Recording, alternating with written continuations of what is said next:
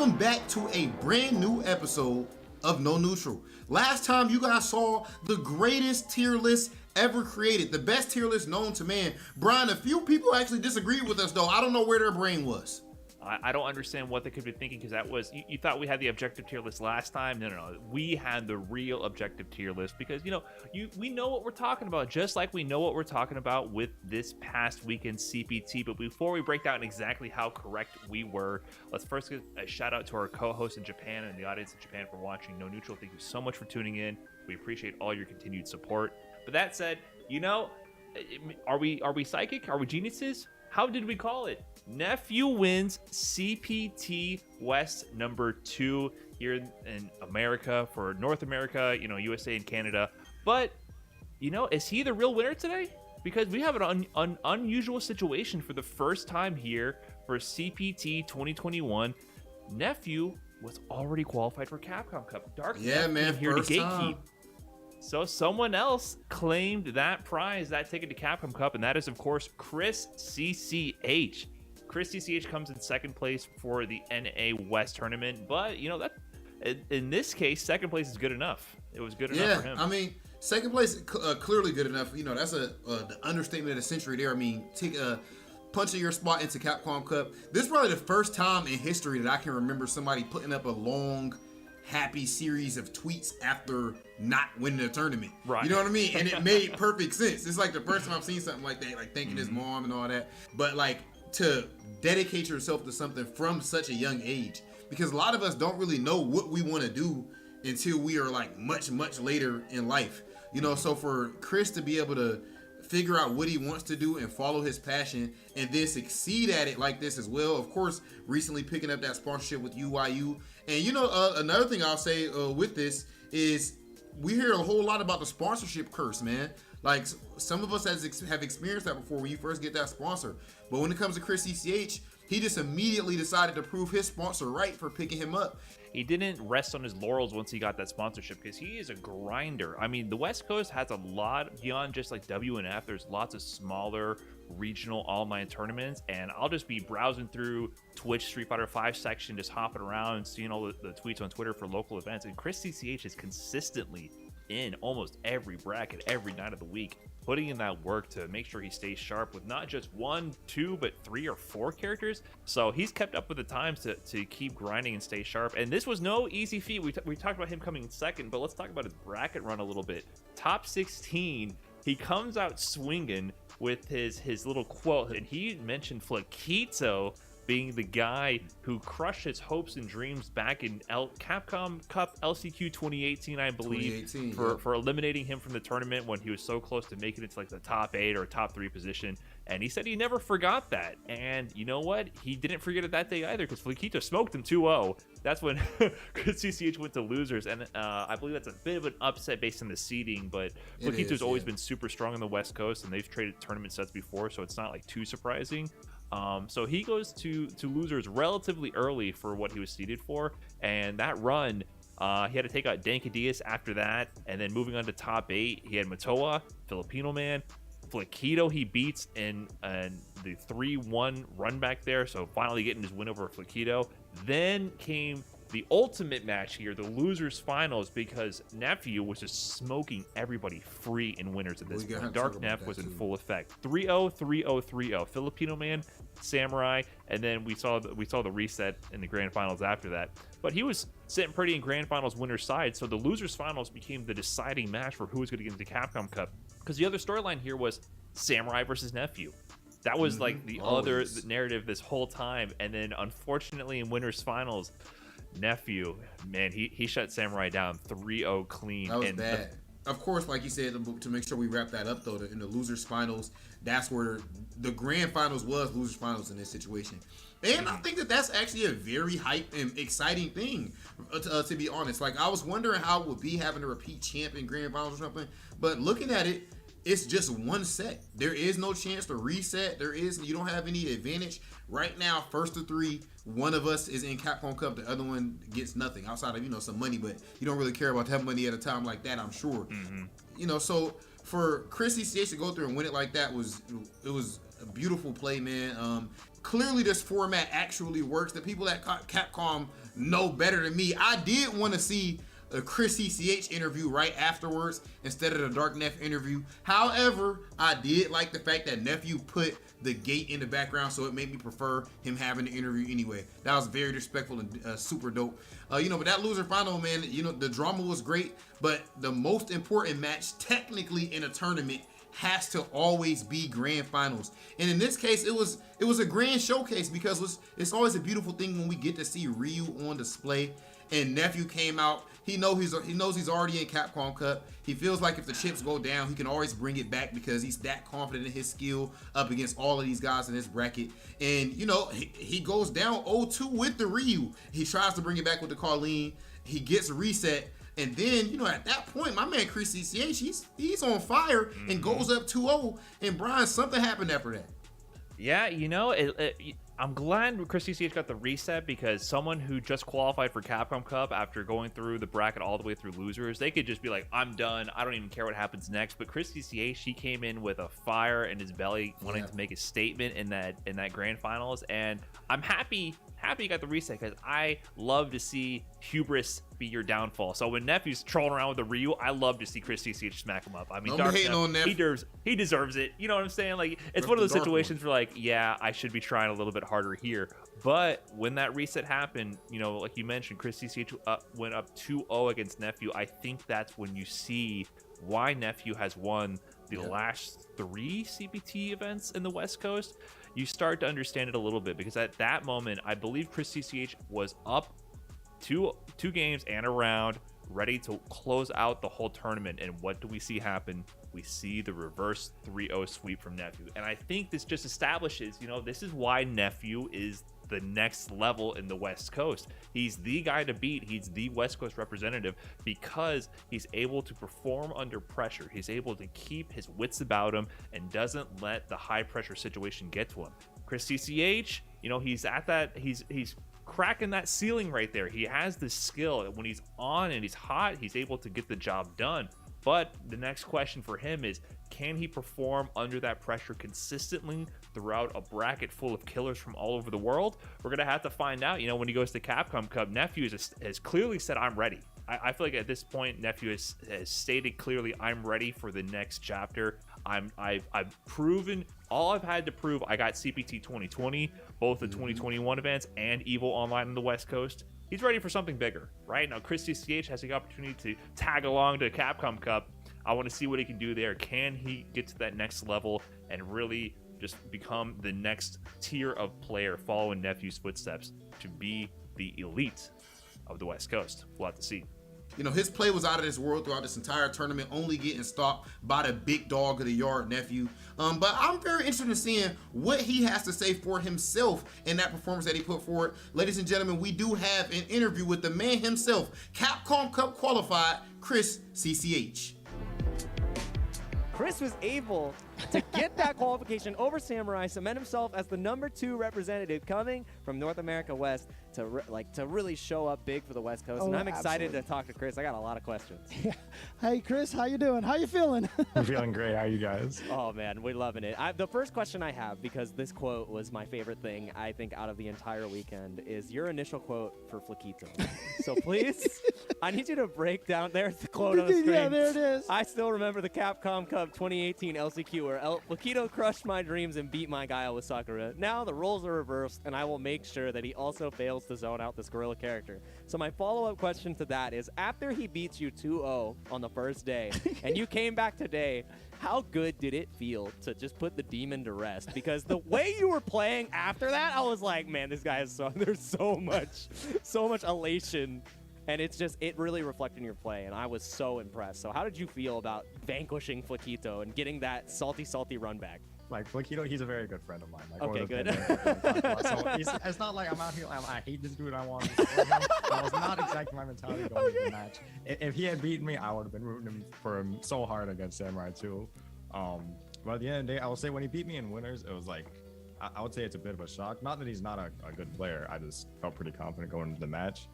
And then going through losers, I feel like I was just building up so much momentum. Like, I know I'm a very momentum-based player. Yeah. And so when I beat Matoha 3-0, Then I beat Filipino Man 3-0. And so at that point, I built up so much momentum that it was just like keep rolling. And when I saw I had to fight Flaquito again, I just had so much confidence. I was like, there's just no way. He's done. He's already dead. Yeah, like I said, he's a great friend. I think he's a really great player. I think he's one of like the most downplayed players on the West Coast. Okay. I think people don't really know about him. They probably know about him now, but yeah, he's very, very good. But I just felt so confident with the amount of momentum I had going into it. Yeah, so, I mean, talking about you, going into this, we kept saying you were probably the number 3 player in the West Coast and such, after Nephew and Samurai. But, obviously, you've been playing fighting games for a very, very long time. And you've been slowly but surely just getting stronger and stronger. There was some point, I feel like, during the pandemic where you really just kind of cemented yourself as that person who now has the ability to win tournaments. So, one, what did it take to get to that point? And two, do you feel like this is your breakout tournament, or do you feel like your breakout tournament happened a while ago?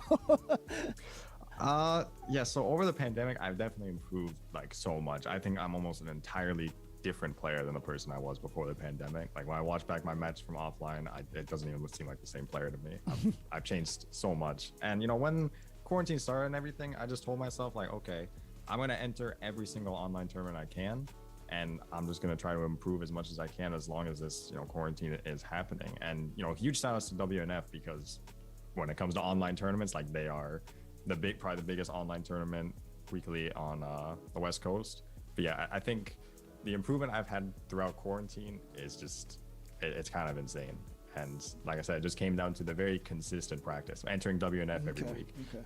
I really love to hear that story, because as somebody who I ran my tournament in WNF during the entire pandemic and obviously a regular, I got to see you like rise and just be so strong. Like from the Seth play to the Sakura play, it's always a treat to watch you play and see you just to consistently just rock the competition. Your hit confirms. I saw the switch mid bracket. You were playing Sakura for most of it, and then you had the switch to Set and to Seth, not Set. And I think it was in your match against Flaquito. What was your thought process? Wasn't it against Samurai? Oh, it was against Samurai. Yeah, you actually you uh-huh. pulled out the Seth instead of the Sakura. What was your thought process behind that? Because I personally thought that Sakura has a pretty good matchup into Akuma, and you immediately pulled out the Seth, and it felt like you just had such a control on the tempo and the understanding of the matchup. Why Seth there?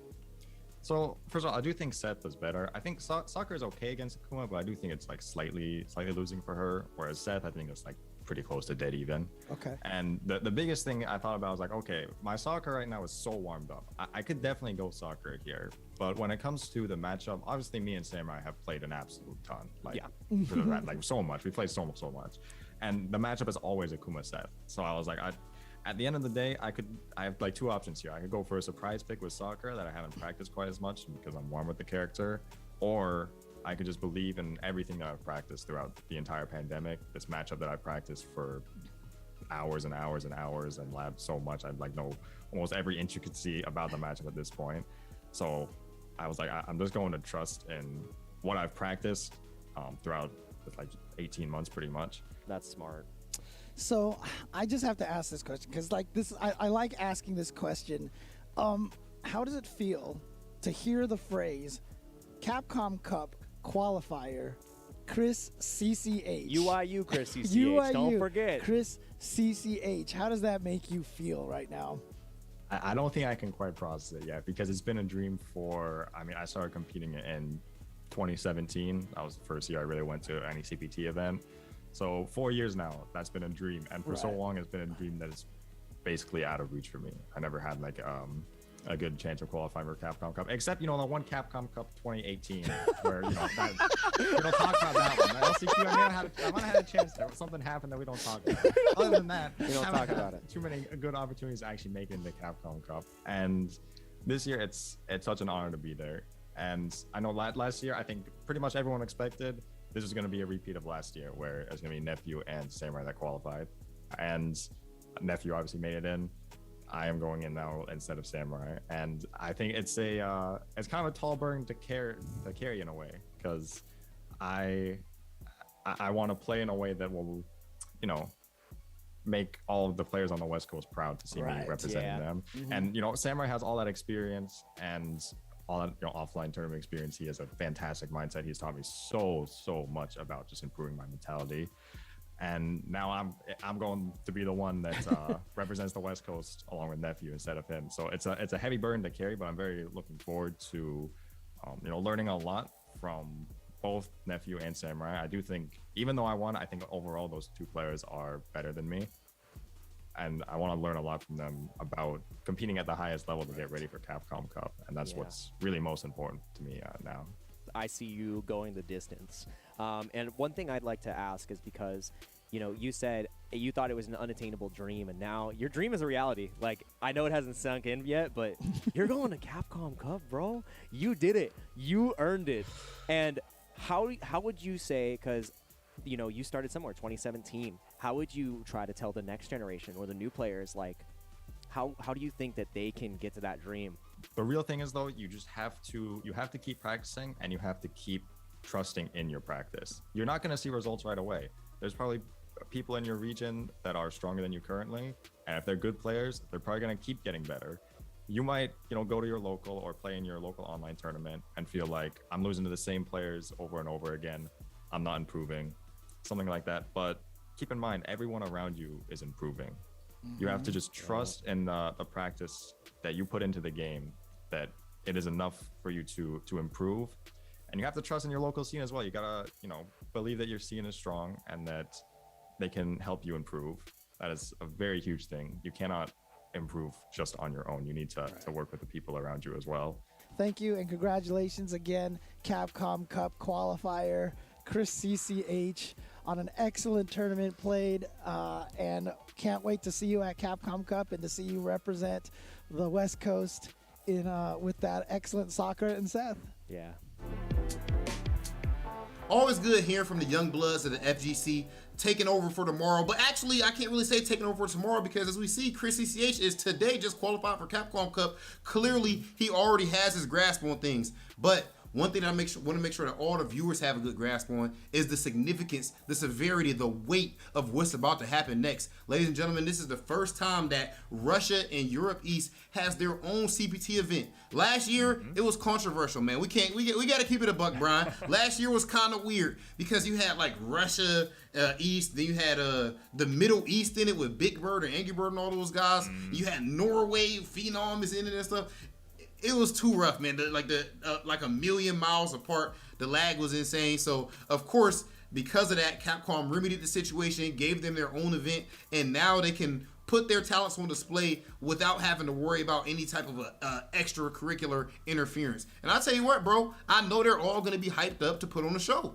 Of course. Like, the theme of this season, of course, is kind of highlighting each region's talent. So having their own event for Europe, East, and Russia is definitely an amazing thing to see. Not to say that they didn't, put in some work in those other CPT events, but this time we're guaranteed to have a representative in Capcom Cup from one of these regions. And, they've been putting in some work in the past year, because there's been a few events actually that's been highlighting this region more and more. I would say for a while we used to see players like Sunmate. Birdie was one of the strongest representatives from this region that I would see in many CPT events. Ras with one of the best Balrogs. That's my guy right there. We used to talk shop all the time with the ROG tech.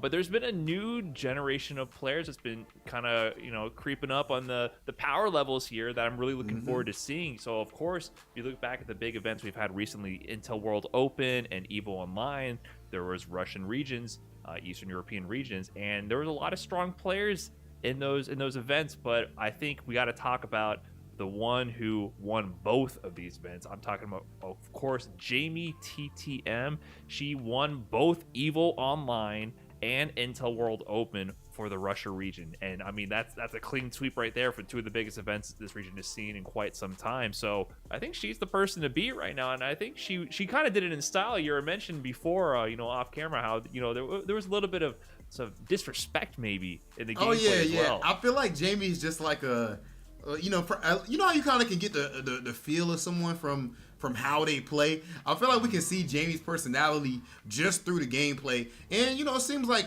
she might need a new controller. Something like that down button does get stuck quite often. I'm not going to lie to you, but it's that much more amazing, that much more phenomenal that she's able to win with broken controllers. I mean, who would have thought? Imagine if you give her something else. Sony, I know PlayStation sponsors this right here. Send her a new controller, man. Oh, we need that. But I'll tell you what, bro, something else that's special about her is the fact that, you actually got me to root for a Honda main? There is no way. No one likes to see somebody just smash on their square button all day to get plus frames and the plus frames and the plus frames and then eventually do a butt slam. It's horrible. But Jamie actually made it entertaining. And don't get me twisted. This is another reason. Karen players, do not think that I'm abandoning shit from the honest, hard body fundamentals. Trust me, Jamie actually has that as well. I recall something when I was over there in we were actually all over in Poland doing the Intel World Open, doing the analysts and hosting and all of that, commentating.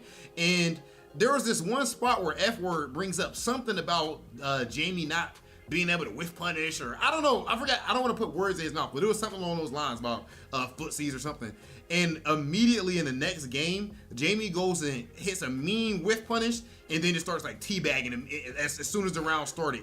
And a whiff punish with Honda at that, and that mental calmness, that mental clarity to be able to be that confident, even with that money on the line with these big lights. Clearly, Jamie is going to be the person that's the toughest to beat in this bracket, at least has to be the favorite. But of course, Jamie's not in this tournament alone. We do have Xeno, who I saw with my own 2 eyes. That Colleen was putting in some work at the Intel World Open. So of course, Xeno already has that actual high level exposure, so he's not going to be too scared of these bright lights. And also we have Duchastic, who last year in CPT actually finished 2nd place overall. Brian, I'm not saying that's championship pedigree because Duchastic didn't get the victory, but it has to say something to their mentality and that skill to even make it that far. Right. I mean, it shows that he can go far in a very stacked bracket. He also finished 4th place in the Intel World Open for the Russia region.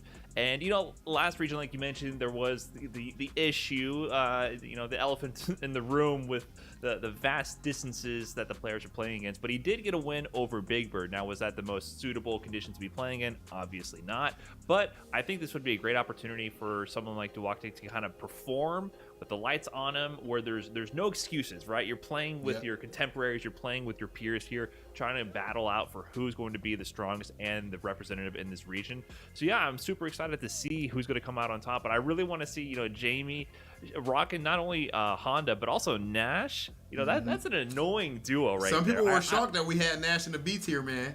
Oh yeah, well, because Nash has been doing work this CPT. Imagine if we got another Nash in Capcom Cup. Then I don't want to hear nothing else about our tier list, okay? At that point, I don't want to hear nothing else. Jamie's got to do it for us at this point. You know, prove us right once again, please do. But that's an amazing combo. I feel like because you wouldn't initially associate Nash with Honda, but really they kind of operate on the same principle of just irritating your opponent until they do something stupid, and then that's when you cash out with even more damage. So it's kind of interesting to see that strategy of like that roster of characters to alternate between one that's more close range annoyance, one that's more kind of mid range and far range annoyance. So that's a super awesome strategy to see from Jamie. So I think with her being the victor for Intel World Open and EVO Online, the storyline has to be who can stop Jamie's reign of terror, because today we have the top 16 for Europe, East, and Russia. The one shot that these players got, there's only one event for this region, so it's do or die. And right here, right now, we have the top 16 for CPT, Europe, East, and Russia. Brian, you just said they only have one shot, and then you said do. How did you not say one shot, do not? Let's get to the top 16.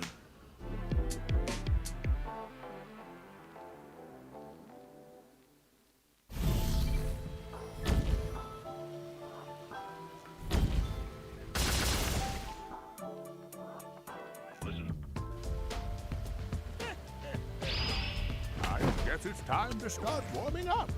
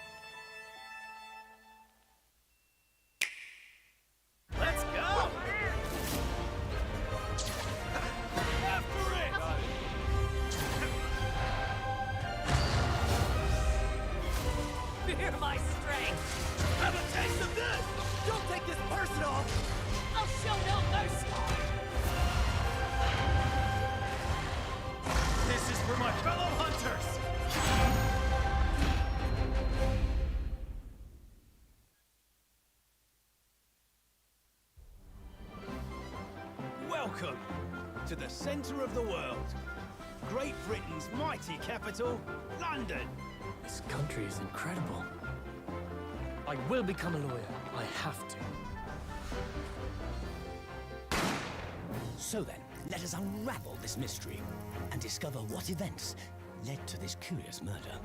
Who are you? Herlock Sholmes. You must have heard of me.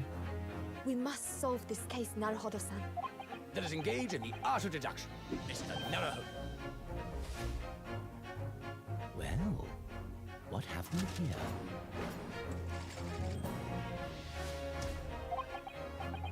It would seem the truth is now tantalizingly close. The defense demands its right to a cross-examination.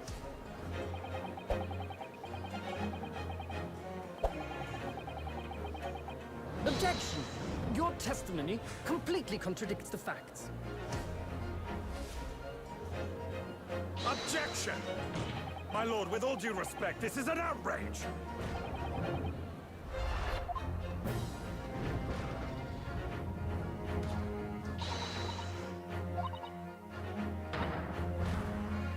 You're the best lawyer in the world.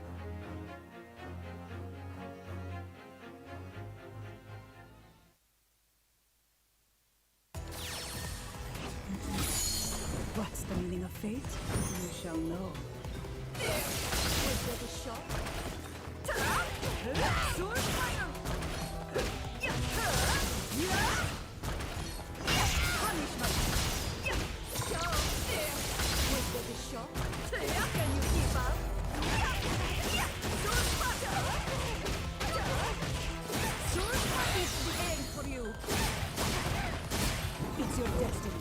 Soul power's nature. Fate or a foe!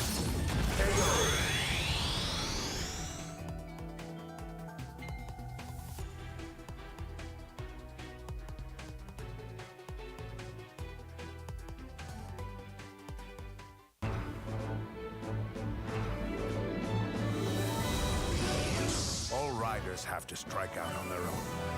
Let's do this!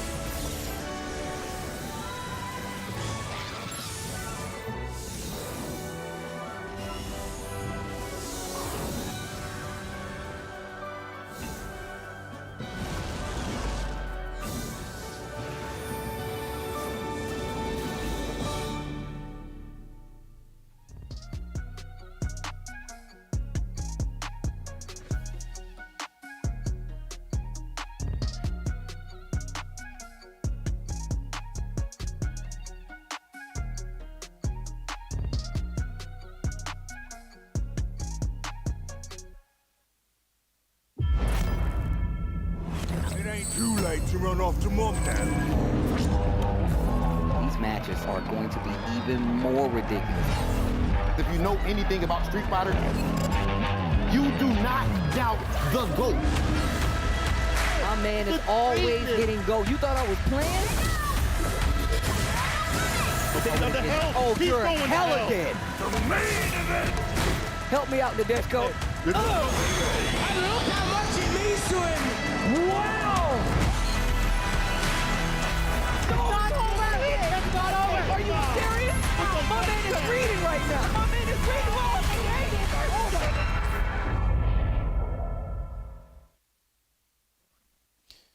All right, ladies and gentlemen, welcome back to another CPT Online. It's been a little while. Last time we were here, we're in my home turf. It was the UK, but now we're going to branch out a little bit into more of Europe, Eastern Europe and Russia CPT Online. We're going to be taking you through the action today and tomorrow. Familiar face with me, Jammers, alongside me.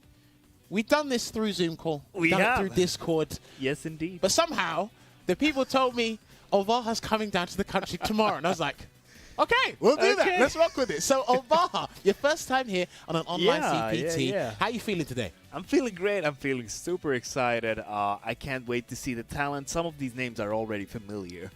And yeah, I'm just super excited to be here on the spot. Like, you know, actually here physically. Hey, it's really great. Listen, it's crazy. His life might change after this. But again, like we said, we're going to be taking you through the action throughout the weekend. But he did mention talent and the players. we did bring up the bracket. I thought we were going to do something else first. We're going to talk about this, and then we're going to talk about something important after this. But as you can see, the top 16 has already been decided. If you want to head on over to smash.gg and find the CPT Eastern Europe and Russia bracket, you can do so. But this is what the winner's side is looking like right now. In the winner's side, we have got Edgar Barons, I believe that's how you pronounce his name, from Russia, going up against Jerry, a player from Greece, I believe that flag is. I'm going to learn about my geography on the spot very, very quickly. But I think Jerry plays Jury or Ken. Yeah. That is what I can remember. It's a good selection of characters nowadays. Yeah, of course. And then if we move down, we got someone from Poland. Again, this region has been represented with good countries as well as a good character variety as well. Yeah. It's going to be Aerocrater going up against, I believe you pronounce this person's name as Zoo. It says Fidea there, but I think I've completely butchered that. But I think you can also pronounce it as Zoo.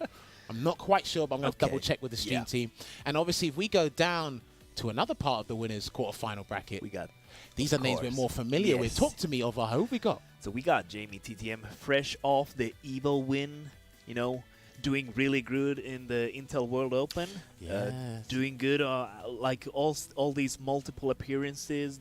You know, the Reinhardt Cup, for example, all these different, just doing great, showing people how strong Honda can really be. Of course, for sure. And obviously, Jamie TTM will be going up against Sunmate. I haven't seen Sunmate active playing this game for quite a while. Yeah. That's under my knowledge, but he could be as active as can be. So, Jammers, you don't pay attention to me enough. I'm going to learn today. And if we go down a peg into more winners' quarterfinal matches, we're going to have Duchastic going up against Papoy, another Russian affair. And I love it, because every time Duchastic's come on, because he came second last year, losing to Angry Bird in the online CPT. The community, there's a little bit of a divide, because the community go, you can pronounce his name this way, and then some other people say you can pronounce his name that way. And I remember, because there's many different ways we've pronounced it, and we have mispronounced in the past. I do apologize to Duchastic and the Russian community. But I remember Duchastic went out of his way and he said you can pronounce it in about 3 different ways if you want. Because he said it is a bit difficult. But again, it's good to see him here. One of the predominant Urans we have in the European region. But let's not count out his opponent, Papoy, because he's been doing a little bit of work in the Intel World Open as well as just active as well. He is a Laura player, so we're going to see plenty of Laura action in the bracket. But if we go down to losers bracket real quick so we can see who's in the losers side of this. Okay. This is where it gets even more interesting. So again, more familiar faces. Again, predominantly Russia. This is the country that have come out strong. They've got an incredible scene over there. We do have Edgar Chocoman. This guy is a familiar face as well. I believe he plays Dalsim and Cody. Yes. I think he's more known for Dalsim. Yeah, Dalsim, I believe, as well. Here is another name that I have been getting information on how to pronounce this, so hopefully I get this right. It is Targetchik. I think it is. I'm going to have to say that 10 times in the mirror when we go on a break. Yeah. Let's do that together. We definitely have to do that one together. And if we go down a little bit further, we have got Balapau. Balapau, I think it is. Balapau. Damn, that is a mouthful for me to pronounce that. But again, do you know, I'm liking these unique names because these guys are going to educate me regardless. Exactly. I'm going to learn something new about how to pronounce Russian names after today. That's a good way to go at it. Of course. And he's going to be going up against, I believe you pronounce it as Sanya Nubasov. Nubasov. Yeah. That sounds like you said Ubisoft. Nubisoft? Okay, we're definitely going to have to learn that one as well. But I'm actually unfamiliar with the two characters they play, so I'm very curious to see who they play. And if we go down further, we got Xeno. I believe he's predominantly known for playing Colleen and Nakali. Did pretty well in the Intel World Open, as well as some other events around this online as well. He's going to be going up against Nightmare Rookie. Never heard of that name before, but I'm curious to see who he does play, or she does play. Yeah. We'll find out soon. There's some new names. There is a lot of new names here. And, of course, this is an all-Polish affair. And I think this is Poland, or these two players are some of two Polish best players. Yeah. And that's going to be Opeek going up against Mirkin. Now, we are familiar with Mirkin from, again, the Intel World Open. Yeah. And he plays a lot of G. And, unfortunately, he's in the losers bracket because he had to fight Jamie TTM in the first round. And he lost 2-1. Pretty close, but it's pretty interesting. And Opeek, I believe Opeek is a Karen player. So, again, we've got good character representation here. We've got a lot of variety in the characters represented here. Yeah, so it's a shame that, again, the country that's represented in the minority in this top 16 goes against, yeah. It happens, man, because you're telling me about it happens with Finland all the time. It does. Shout-outs to Dr. Gulag and Lohi, for example. They face each other off in every single bracket. For sure. And we're going to be seeing them hopefully next week on the online CPT. But again, that is going to be your top 16 right now. Like I said, if you want to keep up to date with the bracket, head on over to smash.gg and find the Eastern Europe and Russia brackets. They'll just type in ! bracket in the chat and it should pop up there. But that's what's going to be looking that's what the bracket's going to be looking like right now. As we do get our first game sorted and up and running for you guys, there's something very important that we must discuss, because there's going to be a project that Capcom have been putting together. It's going to be happening this week in partnership, which I believe, let me get this right, the Breast Cancer Research Foundation. Stream team, if you can roll the ad, there you go. Fantastic. Oh, yeah. They've put it up. Yes, this project will be happening. There's going to be a lot of streamers that are going to be involved raising money for charity. There's going to be a ton of charity streams happening this week, and you might have seen this on the official Street Fighter account that they said these costumes are available to buy. But let me do what I'm paid to do. Got to read this out real quick for you guys while we get things sorted. So, let me give the rundown. Capcom has partnered with the Breast Cancer Research Foundation to raise critical funds for life-saving research. The pandemic has gutted funding for breast cancer research, as a year's interruption can cost a decade of progress. How true is that? I'm going to repeat that sentence, because as a year's interruption can cost a decade of progress. Capcom has donated $25,000. You know, shout outs to Capcom for doing that. Really appreciative there. $25,000, and you too can help contribute to the cause. There are two ways that you can contribute, and they are up on your screens right now. Either by purchasing limited edition costumes, which all proceeds will go to the BCRF, or donating directly via Tiltify, I believe that's how you pronounce it. And for every $50 donated, that will fund 1 hour of research. Let us join together to help keep the research going now to save lives tomorrow. Very big deal. Yeah, it's a very big ordeal, and I really hope that a lot of you guys will find some time, find a little bit of change to donate to that cause as well, because it's a very good cause. It is. And I mean, look, you can tell, look at those costumes, man. They look fantastic, don't they? I love the Ryu one especially, and there's 2 color variants for each costume as well. Is there? I've only seen that one. Yeah, What's it's the really other cool. It's like a lot lighter tone. It's really cool for both characters. Fair play, fair play. But like I said, there are 2 ways to donate money on your screen right now. You can head on over to that link on your screens, capcom.us/BCRF, for more information on that as well. But like I said, there's going to be a few charity streams happening this week from probably some of your favorite content creators. Yeah, Who so knows? look out Wink, for those. wink. It will be happening. But yes, we are going to be, I'm going to be rehashing these lines and making sure you guys get on that and join the cause. We're definitely going to keep doing that. But our first match running out, I think the boys are ready. We're going to have Jerry going up against Edgar Barron. So, Ollie, talk to me. How you feeling? Armika versus Jury? That's what we see on our screens anyway. They could be throwing us a curveball here. Yeah, we discussed this a little bit earlier. I feel like Jury has really good neutral. And I feel like Armika doesn't really have that as much.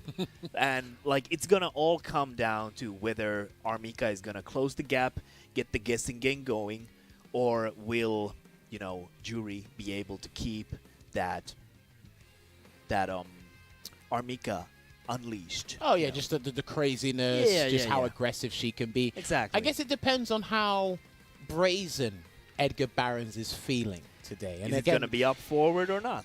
Listen, it's more nerve-wracking for a Jury player to kind of keep the opponent at bay because how aggressive it can be. But I was saying earlier as well, and I'm pretty sure you guys, the viewers, and even the players know this as well, that V-Shift was a huge hindrance. Don't ask Luffy. Don't talk to Luffy about it. It's a huge hindrance to Grappler's gameplay, more specifically Mika, because of how limiting her tools can be outside of that. And hard to get that read on opponents now, because before, when there was no V-Shift, it was easier to deal with. Still a big risk, but it's still easier to deal with. But again, this is only 2 of the players that we have represented. Like we said, Russia is predominantly the country being represented here. Strong and I like that they've come out full force with some of their finest players. Heck, personal opinion, this is me. I don't know about you, but Jamie TTM might be the favorite to qualify for CPT. Yeah, I have a strong feeling that Jamie might take this But it will all come down to whether Merkin and the others can, Let's see. bring up their A game in this. Listen, speaking of this A game, bracket. let me see if the stream team can roll it up. We do have to announce the prize pooling for this again, because top 4 earn a good chunk of change for playing in these online tournaments. And there it is, $5,000 prize pool. And thank you very much for PlayStation for funding this in joint partnership with Capcom as well. Again, every CPT online that you see, there is a $5,000 pot distributed amongst the top 4. So again, good incentive there for the players, and usually in situations like this, Jamie TTM loves to show up. But again, this is all part of this is a small cause for the greater cause, because remember, do not forget, the Capcom Cup Finals is going to have a prize pool of over $200,000. It gets bigger and better each year. And again, that's impressive. We're in a pandemic era right now, so forking out that kind of money for the players, I still think that's pretty damn decent. Yeah, and those are the big chances for the communities to shine as well. Like, it's great to see all these, people in Russia, for example, just coming out here with full force, ready to, battle for that spot, and also battle for the prize money. Like, even if you don't win, even if you don't qualify, you still have that incentive to keep on practicing and keep on getting better. For sure. So, like we said, we are getting these gentlemen underway for the first match here. And then again, I want to know how these players are feeling, because this is a region that doesn't get tapped into a lot. So I want to see what kind of player quotes they came up with. Gentlemen, please, stream team, if you can roll these on the screen so we can get the people to see what it is. Let me see what Edgar Barons has to say.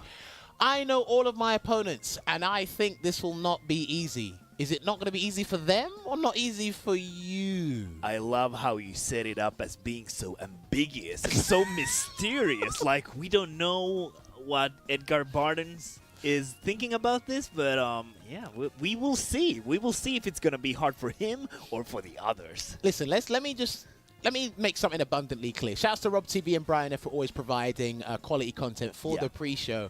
When I spoke to Rob when we were in Poland doing the Intel World Open, he said, look, no matter how much we play, and I could know you like the back of my hand, on the day that we are playing the set and tournament, a decision has to be made. These guys got to make decisions. You can have all the matchup knowledge in the world. Yes, the more matchup knowledge you bring prior to the matchup or before the match, the better. You'll probably be more comfortable. But hey, listen, sometimes you still got to roll the dice against Mika. It's just not 50-50 anymore. It's 33, 33, 33. Yeah, we see a lot of these characters with these, extra options. All right, let's see what his opponent has got to say. Let's see what Jerry has to say in regards to, I know all of my opponents, it won't be easy. Damn, this is a mouthful. Let me read that. I'm aware that of most players in the top 16. I have ran into them in ranked. Every single one is a tough opponent. Sad thing, the only opponent I'm not aware of is the one I play, so it may catch me by surprise. That can work for and against you. Exactly. You think you know someone, and when the day comes, they show up and they bring up something completely new that might catch you off guard. But in this case, he has no prior, he's just going to have to go with the matchup experience instead of the player. Well, this is the thing, right? This is a first to 2, and remember, they're qualifying for a very good position in tomorrow's top 8 winners side. So thank you very much, first of all, for joining us. Make sure you share the stream, twitch.tv/Capcom Fights. Let them know that the Eastern Europe and Russian scene is playing for them spots, and only one person can qualify for the finals and join the pantheon of players that have been qualifying throughout this year. It's going to be Jury going up against Mika. He's going to be using one of the community-made costumes as well. I'm telling you, that jacket is absolutely fuego. It is. Jury has had it good with the costume. Listen, and it's probably only going to get better. I'm not saying I know anything, but I'm telling you, she gets a plethora of amazing costumes. I want to see what Edgar Barons brings to the table. So if there's one thing we definitely got to keep an eye out for is, all right, so Jerry's already started charging and storing up the projectiles and all the tools necessary for Jury's neutral gameplay. But I want to see exactly how Edgar Barons is going to take his opponent to the corner and keep him there. I also love how they picked the Ring of Destiny with the CPT stage, and they have the logo for the Street Fighter Duel here. Hey, they do represent. I see you. We're going to be talking about that a little bit later. And V-Skill 2 parry already, and he jumped himself to the corner. He expected Jerry to grab, or sorry, block so he'd get the grab, but he didn't. Oh, look at this, going wild. Here comes the chair. And still one more, throws the chair. Good jump.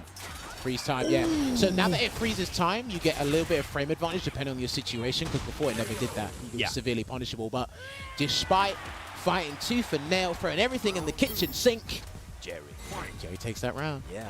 Controlling the madness there pretty well, I would say, like, because we saw Edgar Barons go for some wild options. He is, but you have to do everything you can to get in, and that's exactly what he's doing. Gets to confirm into EX Peach. Woke up with a 3-frame there.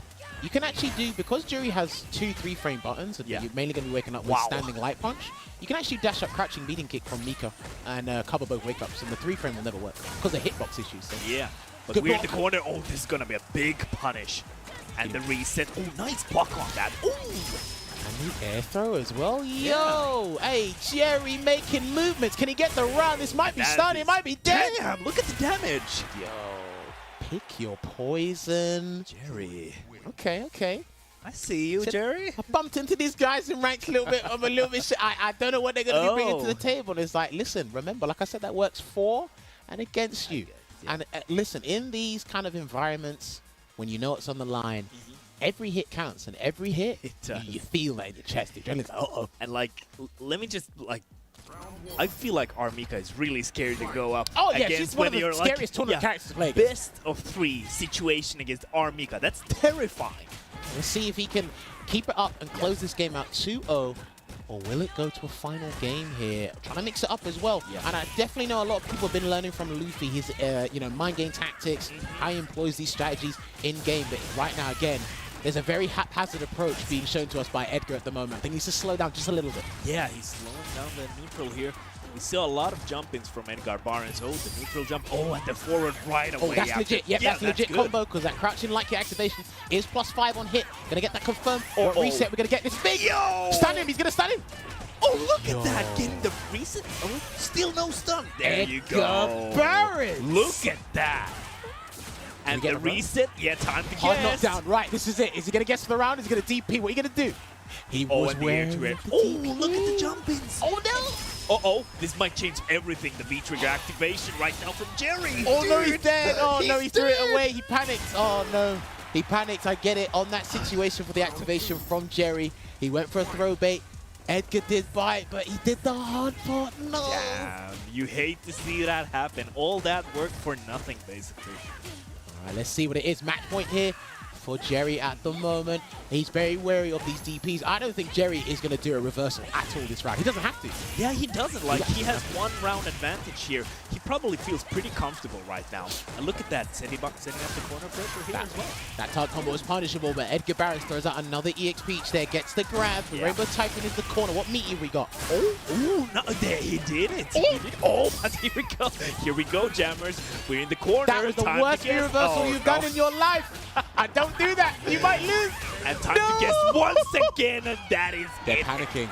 Damn. Do you know what's crazy? I get it, because you don't have to do a Mika anymore. Because of V-Shift, you don't have to. So people are just panicking, and you have no idea what reset is going to do. So he wants you to V-Shift, and you were doing so much work for him. Oh, the momentum's on his side. Yeah, look at that. I feel like Edgar is doing so well right now. Probably feels oh my god, he's so stunned. Good. He's stunned. He is stunned. Oh, no, Wingless airplane. The most critical drop you've ever done. Oh my word, he's just jumping all never over the mind. place. Oh Yeah, my just word. jumping, just keep jumping. What did we say before this match started? Up forward. I said it. You said it first. I said it. If he's feeling that he's held up forward, and listen, he found a way to exploit Jerry's weakness. He feels a little bit of tentative play, a little bit of that trepidation. He's doing things in fear. And one thing you must always remember in tournament play, test him by holding up forward. He hasn't done a cross cut. He hasn't even tried. He air throwed him once. Yeah. He air throwed him once. Once, yes. But, like, if your opponent doesn't give you any chance, like, any reason to stop doing up forward, then keep doing it. It's winning you games. It's winning you rounds.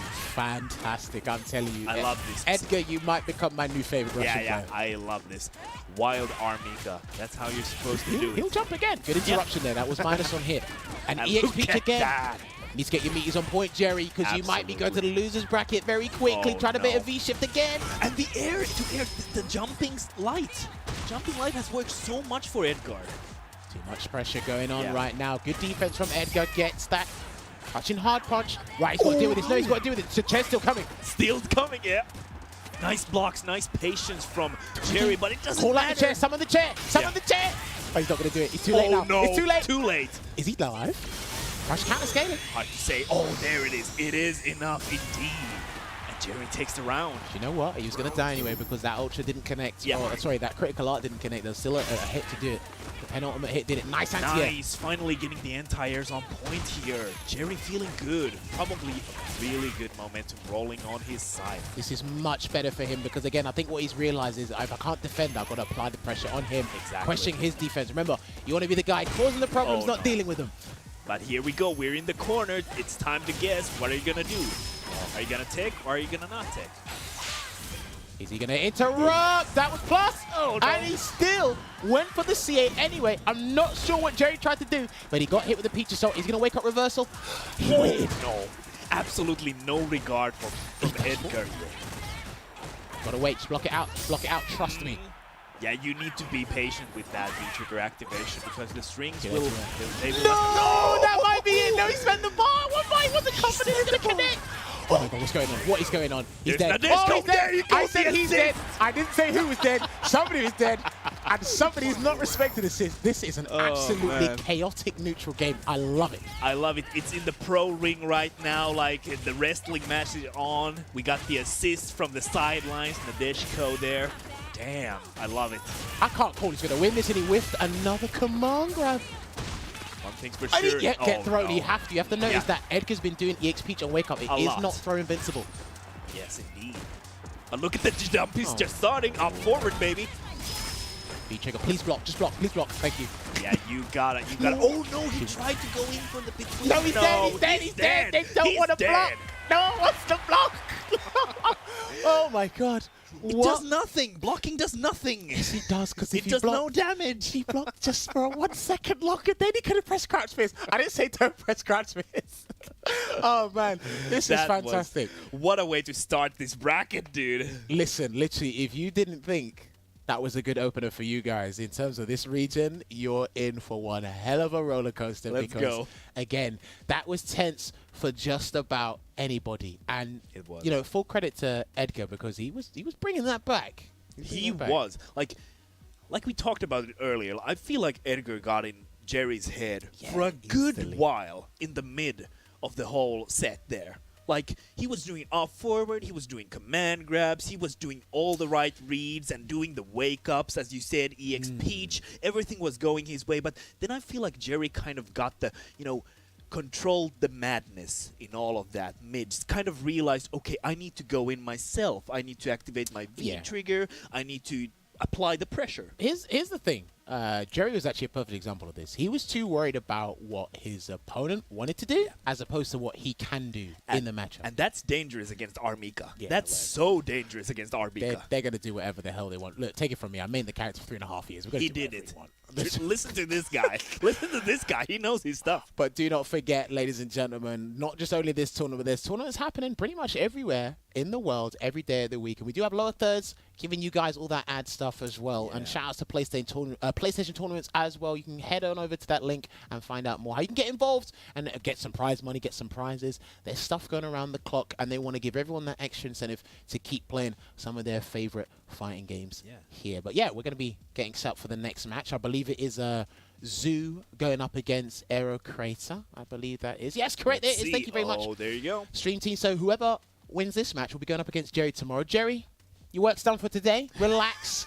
He's probably in the mirror splashing water in his face and like, God damn it, I survived that. Hey, listen, it's very scary, man. It is stressful. This game can be really stressful depending on the character you're facing. And again, this is being the lone representative from Greece. This is a huge deal for him. Huge for the community. You love to see it, actually. Yeah, for sure. So we're going to find out of Aero Crater and Zoo who is going to fight him tomorrow. And I see an Akuma and I see a Laura on my screen. Now, how do you feel this matchup goes then?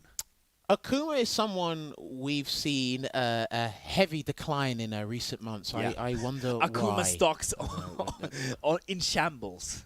Well, I mean, look, with Fireball and his activate from full screen is gone. A couple of those good tools are gone.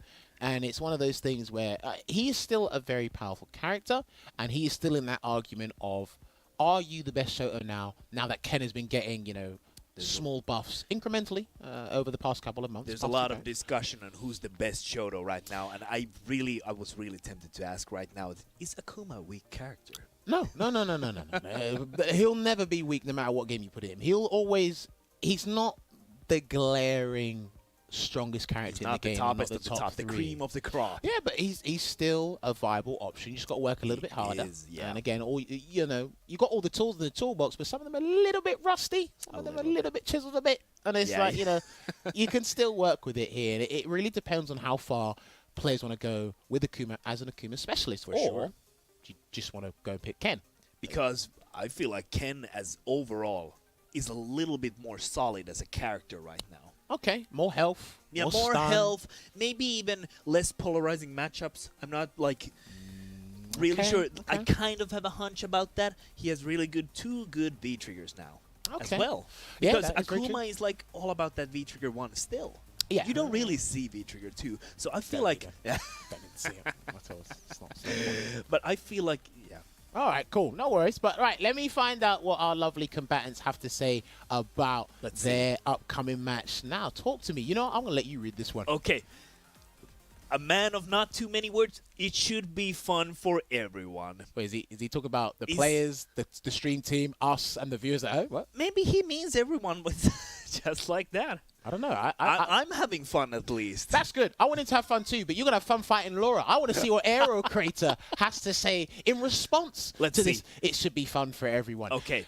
I have never played against Zoo, and Akuma has a lot of tools, so I'm not sure what to expect. But I won't overthink. This is a celebration of our region. Let's have fun. Everyone's chummy today. Why are you all chummy? Jammers hates that. Why are you all chummy? You're playing for money. You're playing for a CPT final spot. Like, yeah, let's have fun. Then you go, goddamn Laura. It's like, goddamn Akuma. It's like, okay, yeah, no, but to be fair. Yeah.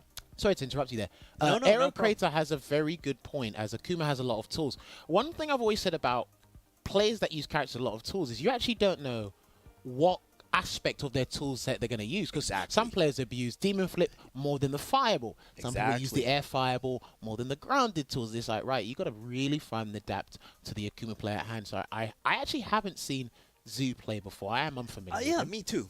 So this is going to be interesting. We always love to see new faces, new talent in these CPT events. So we're going to get right into it just now. Hey, do not forget, you're actually going to see us too on Monday with our sets show coming up with Phantom Mirror and Nightmare Effect. Hope you guys can join us. It's going to be a first step. There's actually an extra incentive behind that that's going to be happening, but I'll kind of discuss that on Monday. Let's go back to this matchup. It was quite an abundance in the past couple of seasons, but this matchup there's been a rare decline of the character on the left. Yeah. Akuma stocks in shambles. Let me see what happens here. Yeah, you know what? I have seen Aero Crater and bumped into him online a few times. So I want to see how he plays in a tournament environment under real pressure here. Yeah. But look at this. Zoo is starting really nicely here. We talked about Akuma being a little bit weaker. I don't see any of that right now. Off to a fine start again, showing us why the Russian community should not be slept on as a group of players. They're coming out full force and wanting to do that damage. Yeah, but look at that nice confirmation on the target pump. I think what we really got to see is, right, I was literally about to pull it up. I was about to say, right, how desperate are you for the command grab and how bad, because this is something that Jerry was doing against Jerry, this is something that Edgar was doing against Jerry earlier. He was really trying to snuff out V-Shift. He was. We got another grappler on the screen. Yeah. I want to see how desperate he is for the chasing V-Shift. Oh, damn, he bolt charge off the throw tech. You're on that today. Okay. Oh, goodness. Okay, the V-Shift break action. Good stuff against Thunderclaps. Totally legit. That's literally the only answer you can do. Yeah, exactly. That's really smart.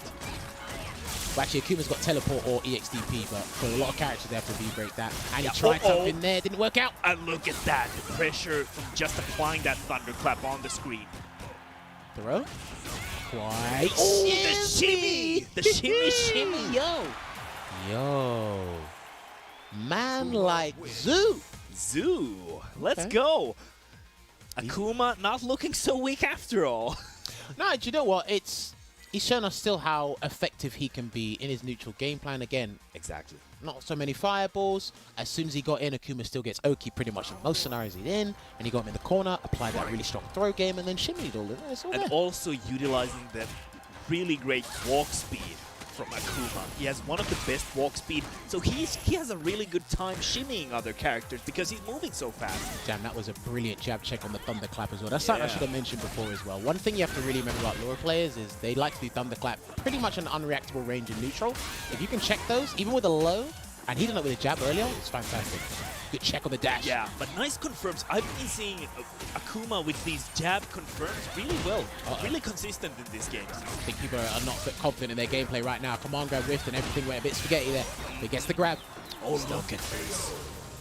Air fireball. Yeah, cool. Close out that round there. Do you know what? This is looking a walk in the park for man like Zoo. Aero Crater. You need to wake up. Exactly. Come on now. I want to see some more gameplay. Yeah, wake up and smell the coffee. Look at this, already in the corner. Look at this dominant position. Right. No, dude. Oh. You haven't seen the Twitter tech? You need to do the neutral. Hold on, let me message Javits. I need to call. Javits, he done. Oh, hello? No, Hello, Javits? Please post your Twitter tech for this man right now. I am so upset. He screwed up the punish on the EXDP. That is one of the more crucial things you need to learn against these characters with the EXDPs. Akuma, you see him in every Twitter tech video. Here's how to do the optimal punish. Unfortunate. I'm so upset. I'm really upset. That was literally the game-changing moment for him. Feels bad. And I was like, hold on. Okay, you went for the crush counter. I was like, where are you going with this? And also, imagine losing with that. It feels really bad. Dude, it's like literally everyone on social media posts up what they can do against Akuma. Yeah. I'm not sure where Aero Crater was going with that, because he did hard punch into clap and he was airborne. I was like, are you doing Maybe that? he thought like he was going to jump first, then he kind of forgot to apply the jump, and then he went for the follow-up. I don't know. I don't know. Shoulda, woulda, coulda. Yeah, Unfortunately, because I guarantee you, if he done a proper punish, if he just done a linear movement, the V skill under, that would have probably been death. Then he would have done any punish, leave him in the corner, and then forced to do the DP again. That would have changed the whole round. But unfortunate, might have fat fingered it, felt the nerves, anything, and again squandered a very good position there to put him in top 8 winner's side. That can happen to anyone. But yeah, Zoo will be going up against Jerry tomorrow as one of our first top 8 matches. Akuma versus Jury. That was that was a bit rough, but we are going to be moving on to our third match today, and this is one of the ones that people have actually been waiting for, highly anticipated in this top 16. An all-Russian affair, Jamie TTM going up against Sunmate. From Russia with love. I want to give a special shout-out to Sunmate, because Sunmate has been one of those prevalent Russian players who has attended Finnish tournaments as well, because you know, we are neighbors. So Sunmate has been consistent with, you know, Finnish offline tournaments as well. So shout outs to Sunmate. A lot of love goes out to him. Like you said earlier, he might not be the most active player right now, but it's going to be interesting to see how the birdie will fare, especially how Jamie got to face Veggie in that Ryan Hart Cup just a few weeks ago. That's true. Lost to Veggie, but now she has the matchup experience. Well, let's find out how it is. I am very curious to see what our lovely players have to say regarding the matchup and how they feel about today in general. Talk to me. What have we got? Not too fussed. Veggie prepared me for this. Like I said. Okay. I like how it's kind of, you know, it's kind of a Shall we mysterious. give credit where credit is due? Should we shout out Veggie or just say Veggie? You just do random bullheads all day. I'm just gonna say, baby. All right, we'll give credit where credit is due. If Jamie does win this, we'll thank Veggie. Yeah. If she doesn't win this, Veggie, you might lose your spot on Monday. I don't know. We'll see. We'll find out. Let's find out what Sunmate has to say. Yeah. In regards, I want to see this. to what Jamie has said. Okay. So getting top 16 nowadays with my inactive period is already an achievement. I just hope that I'll face worthy opponents, and one of them will represent our region in Capcom Cup. Do you know what? Sunmate. Shout out to Sunmate, because he was actually one of the first players to put Russia on the map in the early days of Street Fighter 5. And look, he's even told you there, because I assumed he was inactive, and he's literally confirmed it for me as well, because I haven't seen him. Yeah. I know he's dabbled one or two other characters here and there, but again, he mentioned something very important. If he's not the Russian player that qualifies, but a Russian player does, it's a win for all of us. Exactly. You love to see the attitude where the community is held as a high regard. So even if I lose, I kind of want to see my own community shine and get the opportunity at Capcom Cup. So that's always something that I appreciate in people, the love for the community. Yeah, for it's sure. What it's all about. So, yeah, as Jamie said, or Jamie alluded to earlier, she is prepared via Vegi. Probably has a lot of conversations regarding it, or probably asked for some last-minute tips the night before or 2 nights ago, whatnot. It's a big deal because... Also, talk to me. Oh, yeah. Also probably went through their Vegi's and Jamie's match. Yes. Probably reviewed the tapes many times, yes. I feel like, because Jamie is one of those amazing players from Russia who has done so well just recently. The Intel World Open, the Evo win, which is huge. Yeah, Evo, and like Intel all World of that. Open. So definitely a player who will learn from their mistakes and apply them in the future. It's for me, I don't think anyone can really refute this right now. My personal opinion is I do think currently Jamie TTM is Russia's #1 player. I agree. Results are not lying. Exactly. And again, Jamie's got a plethora of characters that she does dabble with, but predominantly known for Honda. I'll never forget when F-Word gave her a little bit of criticism, and she literally purposely did something to counteract what he said. That was the funniest thing I've ever seen someone do. You love to see it. So shout outs to Jamie. Again, a lot of expectations as well, because for a couple of players I've seen, it's like, okay, we've pegged you to be the favorite, but are you in the mindset? Yeah. Are you in the right mindset this weekend? Because it's literally 2 days. That could be like, that could happen to anyone. Like, you're on the top of your A game for like a few months, then you have 1 or 2 days where you don't feel optimal, and that is something that can happen to anyone. For sure. And we are waiting to get these players in the lobby and sorted out. Stream team, while we do that, can you bring back the breast cancer? Graphic again, so we can talk about that a little bit more. Exactly. That'd be great if you guys can do that. Yeah, that's an important topic. Hey, there we go. So again, I'm going to be plugging this as much as I can do. Good. But again, please, this is going to be something that's been happening, or it's been in preparation for a little while. And Capcom, again, they've donated $25,000 to this cause for this research foundation here. And there will be quite a number of content creators streaming this week in partnership for this. And quite a number of them are going to be using these costumes as well. If you haven't purchased these costumes, you like the look of them, do give them a buy because the money will go directly towards the Breast Cancer Research Foundation. Again, there's more than one way to do it. There's 2 ways you can see on the screen right now. You purchase the limited edition costumes, or you can donate directly through to Tiltify. If you want more information regarding that, please head on over to capcom.us/BCRF. Please, please, please get on board with this. The official Street Fighter V account on social media, they were talking about the costumes and what they're partnering up for with this cause. So it's some brilliant stuff here. Now, let's all join together to help keep the research going now to save lives tomorrow. Right, I think I have just got words. I do have an update. And it looks like we are going to move on to the next match first. I see. Before we're going to save the creme de la creme for when we come back from break. The break's not now. Don't worry. I'm not fooling you. I'm not getting in trouble. What we are going to do is going to move on to the match below that, and it's going to be Papoy going up against Duchastic. So, Duchastic. If you didn't think we were giving you enough Russian gameplay, we're going to give you some more. That's what we're doing here. That's what it's all about today. So I believe I can expect Laura versus Yuri and a classic matchup you guys have in Finland. I love that. Yeah. Once again, shout out to Dr. Kulak and Lohi, my good friends from the Finnish community. They go head-to-head against each other all the time, so I'm familiar with the matchup. Both characters have really strong options in the neutral, and they have strong V-triggers, strong comeback mechanics, so I'm expecting this could go either way. This is the thing as well, because obviously he knows as well as I do. You do. We've seen the Finnish perspective on Laura versus Yurin for quite some time. In but the sets as well. Yeah, we don't often see the Russian perspective on quite a number of matchups, not just this one, just quite a number of matchups as well. But yeah, if you haven't seen the Lohi versus Dr. Gulag set on Capcom Fighters, the show we do on Mondays, sets, it's on YouTube, so make sure you go and check that out. It's going to be absolutely fantastic. I promise you won't be disappointed. But yeah, listen, I want to see some more player quotes since we got these guys lined up and ready to go. Stream team, let me know what these guys have to say. I'm going to let you read this one. All right. Duchastic. It's going to be a hard matchup since Laura is a bad matchup for Urian. but I'll do my best. Interesting.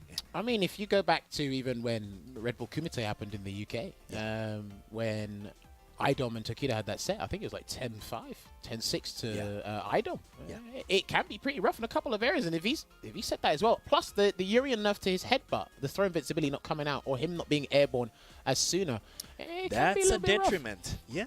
All right, that's what Duchastic says. What has Papoy got to say? Let's hear it. In response, let me find out what he's got to say.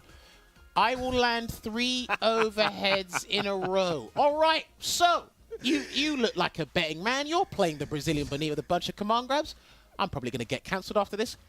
If you're going to land 3 overheads in a row, talk to me. I might give you an extra incentive. Who knows? Could be a little bit of change. Who knows? I'm just saying. I didn't imply anything. He said with absolute assertion he's going to land 3 overheads in a row. If I see 2 overheads and you get hit by a headbutt, if I see 2 overheads, you block and press fierce, not punish with a head with an overhead, I'm not going to give you your incentive. I can't wait to see how this will unfold now. I'm holding this man to his word. This extra mini game. Listen, he might have gotten in his head. Who knows? But it's going to be Laura going up against Urian, Papoy going up against Duchastic. We're heading to the King's Court. They're playing for a top 8 winning side spot tomorrow. Let's find out how this goes. These characters are dressed appropriately for the weather. Must be sunny in Thailand. And again, I know a lot of these guys were studying meticulously, practicing as much as they possibly could. And it must be crazy for some of these players, you know, playing one game on stream. Yeah. And then being done for the day. You know? Yeah, exactly. Lot at stake at a one best-of-3 series. There we go. Gets the counter hit, crouching medium punch into the split ribbon follow-up. Good jump back. He could have chased that with the X-Bolt charge, but he didn't. A little bit rusty there. Yeah, maybe just feeling out the options at first. Ooh. I don't know. Careful start. I like that Thunderclap choice to stop an arbitrary EX Chariot Tackle there from Duchastic. Dashes up. He's really trying to find that hit. He can't get a grab. He needs to hit him. There you go. Yeah, that's going to be it. There you go. Solid round. As I said, he couldn't get that grab. I thought the Grey Health wouldn't have killed Laura. That's why I think he's fishing for that hit, but he got it eventually. 16-frame dash from Urian, so it's hard to react to online. That's one of the best dashes in the game. For sure. Oh! Okay. Oh, nothing? Okay, interesting. Papoy. Well, talk to us, Papoy. Oh, do you know what's interesting about his throw scenario? I wouldn't be surprised if people just V-shifted, because if he dashes, whatever he does after, it's not going to chase you. And then if you just walk up, you're going to get V-shifted out of there as well. But nice V-break. Yeah, nice V-break indeed. Just like you said earlier, it's a good way to answer the thunder. Chase down! Oh, he went the wrong way! Ooh, DX head, but... Hold on, dash up again. He's not checking those dashes. He's worried about something. Oh, charge through. Oh, but just goes for the command grab.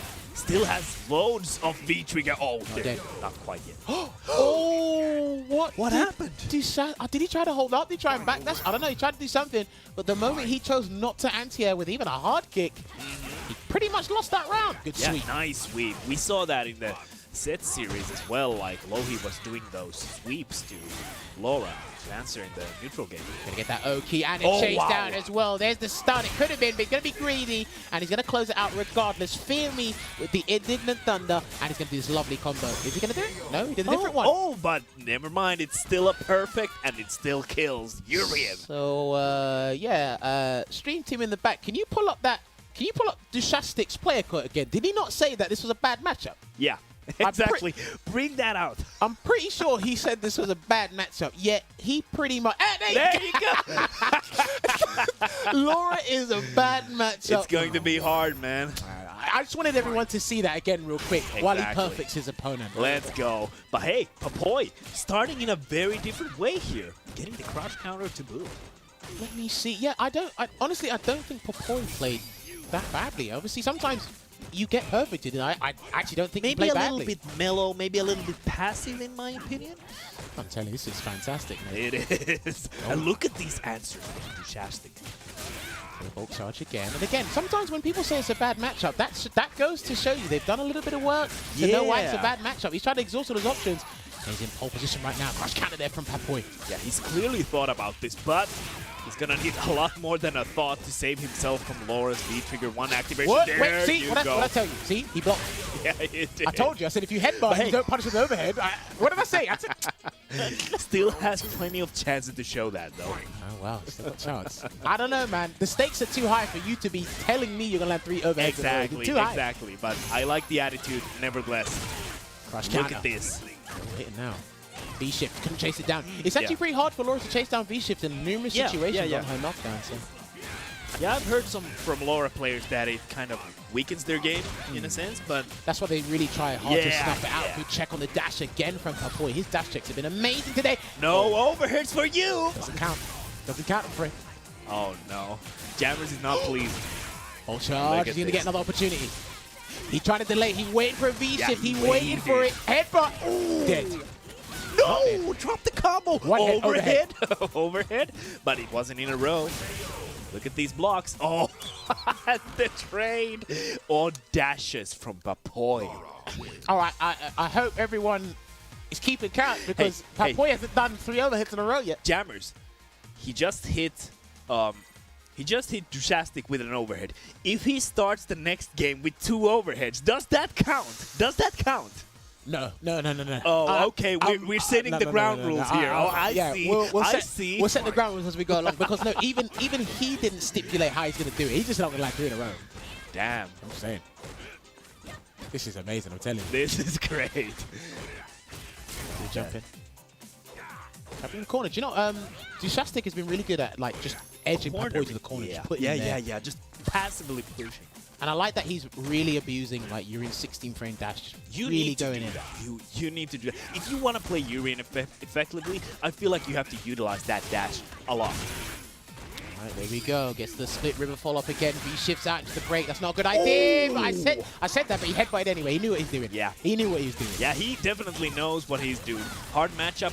He still is doing his best. No overheads for you, sir, once again. And once again, we're disappointed by that. I should have made a bet with this guy. Beautiful trade combo. I should have made a bet with this guy. Yeah, you should. I bet you ain't gonna have 3 overheads in a row. You're not that kind of guy. You're qualified for top 8 winners. You can't do that. You're not that guy, man. You're not that guy. Sunset wheel, there's one. Oh, he waits. He's really waiting and respecting Duchastic's defensive choices here. I feel like Papoy is playing a little bit too mellow, a little bit too passive in that. I feel like he needs to push the envelope a little bit more. There's a thunderclap, no chase down though. He's going to go and use it to get back into the neutral. He needs that space to work with mid-screen. Yeah. He throws out another thunderclap. Got to be a little bit careful. Oh, There's a there tick. you go. And this is where it might all start. Another one. He should have said 3 he should. That's what he should have said. I was just thinking the same thing, man. But that's too easy. Yeah, it's too easy. Exactly. Oh, no, drops the combo. Duchastic wanted the big combo, the big combo, the big cheese. Yeah. Backs off. We're back to the neutral. Yeah. And look at that. Once again, didn't get the trade, though. Like, Duchastic has been so good at those trades. Yeah, you are so dead. Close it out with the infamous hard-to-check dash online. And there you have it. Duchastic will be booking his place in tomorrow's top 8 winners side. Going to be awaiting his opponent between Sunmate and Jamie TTM. Yeah. And like I said, again, we kind of pointed that out on numerous occasions. Good dash checks from Papoy, but again, I love that Duchastic kind of pressed the mat. He said, "Oh, he you was just walking. Checked once? Yeah, he was just walking. Just dash again. Just keep walking." This is the thing, right? Notice how one of his chariot tackles got stopped by a thunderclap in neutral, and he didn't really resort to that. He was doing V-breaks, violent knee drop. V-breaks, and after that, he even did the EX headbutt. Just completely, like, absolutely checking every option. How will Papoy react to this? Okay, I'm going to be as audacious as possible. Like, V-break into the EX, you know, headbutt. He told me, Olvaha, and everybody else at home, he said that was a bad matchup. He really said that. I think it can go back and forth, but I think if we look at things on paper, I can understand a little bit where it's come from. I don't play other characters. I'm not a specialist mode. I hate the two of them. I hate the two of them. I'm just going to put that out there.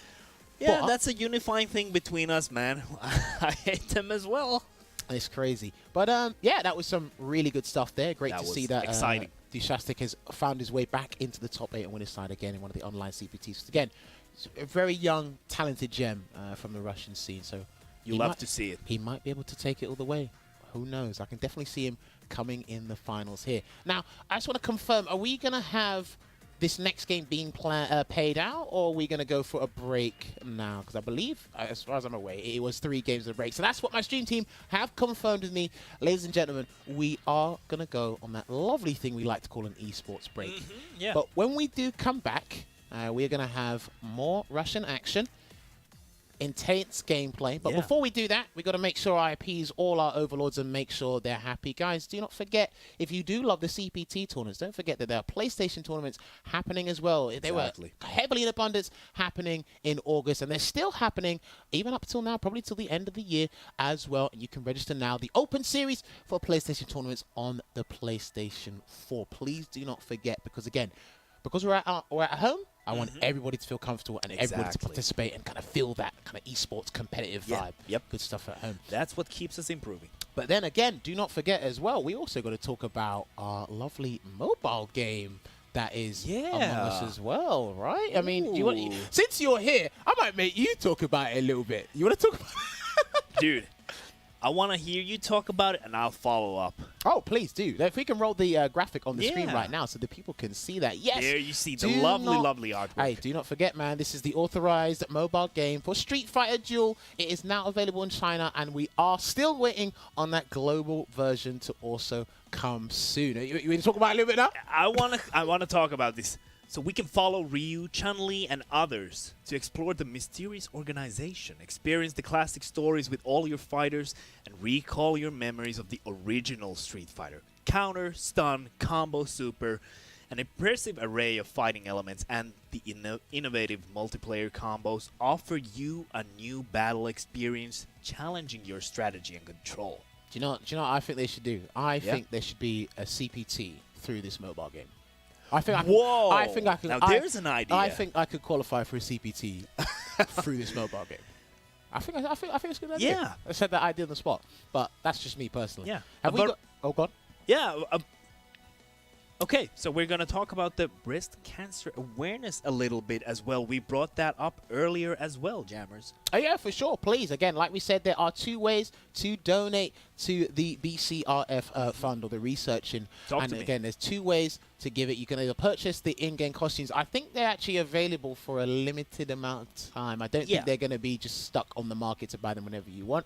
So you can buy those costumes and the money will go towards the funding, or you can donate directly through Tiltify. And of course, like I said before, for every $50 donated, that will fund 1 hour of research. Because again, before a year's interruption can cost a decade of progress. So hey, let's all rally up together, donate as much money as we can, get involved with the project, and like I said as well, some of your favorite content creators will be streaming part of this program for Can't wait for that upcoming week as well. Yeah. But yes, like I said to everyone, I'm going to repeat myself once again. We are going to take a short esports break, but when we come back, there's going to be more action here from Eastern Europe and Russia. Don't go nowhere. We'll be back with you shortly. We'll see you soon. Time to fly, time to fly. Never give up, we won't retreat. The ones who stand have turned to feast. So fly, time to fly. Glory waits for those who fight. We unite, we are Street Fighters.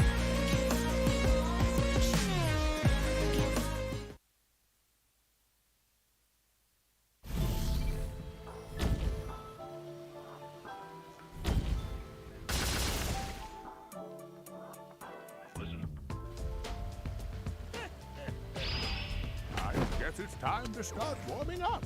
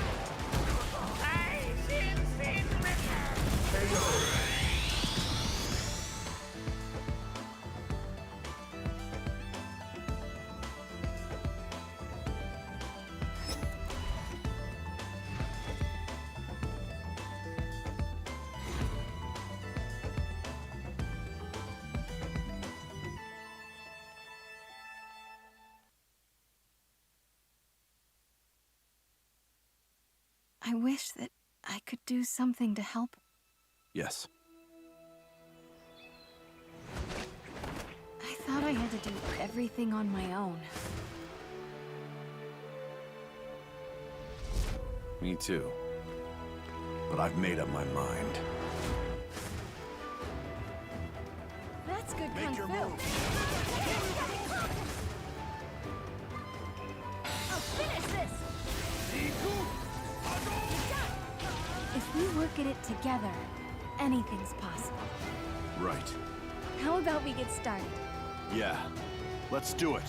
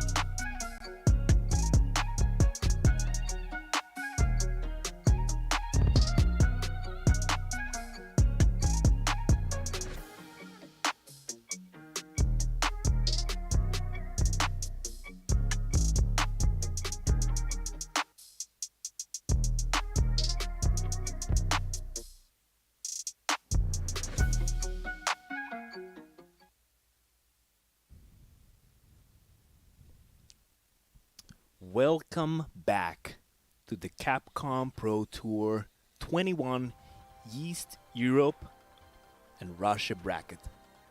We've seen some great matches so far. How do you feel, Jammers? Yeah, Action honestly, packed. so far, I've definitely been entertained, and people have come here to play for keeps. Honestly, I watch a lot of players nowadays because the pool is bigger now. So it's not just the creme de la creme. It's like, right, we get our high-level players, our great regional players, and then we get the average players that are like making a name for themselves and really putting a splash on their respective scenes. And we see all these sorts of character specialists, right? And so far with Jerry, Edgar, Papoy, Duchastic, even Zoo as well, it's like, yo, these guys are out for blood. But it only gets better from here. We were supposed to have this match before the break, but now we're going to have it after the break. We're going to be going over to our last winners quarterfinals match here, top 16. Yeah. It will be Sunmate going up against Jamie TTM, a highly anticipated match here. There is the bracket. Shout outs to my stream team. These guys are on point today. I love it. And then again, whoever wins that, they're going to be going up against Duchastic. So again, that lower part of the winner side of the bracket is an all-Russian affair. And again, if one of us wins, we all win, baby. That's what we want. But I mean, who is Jamie going to pick? That's what I'm curious, because it should be Honda. Theoretically, it should be Honda. Like I said, if there's money on the line for Jamie, Honda must be picked. The win quote did say, I want to see the win quote again, actually. Or not the win quote, the player quote. Please. We got to show those player quotes again, because I want to see it. It's nice and simple. It is. There it is. Look at that. Not too fussed. Veggie prepared me for this. I love that. Not too fussed. It's like just another day at the ballpark. That's why, for me, if Sunmate somehow wins, I'll be like, Veggie, did you really prepare Jamie for this one?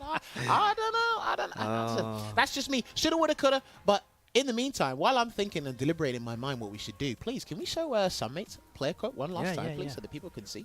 This was pretty good.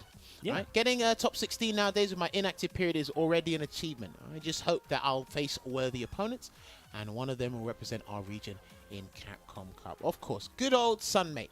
Good old. I don't like Birdie. Such a nice guy. But good old Sunmate. I love it. And it's going to be very interesting. First to two setting, how they're feeling. And again, he's been inactive. And someone he's going up against, again, has arguably, been active. Yeah, arguably Russia's #1 right now. If you're not going to wake up, well, you're going to be woken up right now. Wake up and smell the coffee. Well, this is what it's all about. And sometimes, again, you might be inactive, but remember, form is temporary. Class is permanent. He was trying really hard to travel around as much as he could and put Russia on the map all those years ago. Exactly. And the mindset's still there. I'm not sure how often he's followed the meta, especially with V-Shift being And introduced in Birdie the has game. changed a lot. Oh yeah, listen, Birdie was public enemy #1. He was.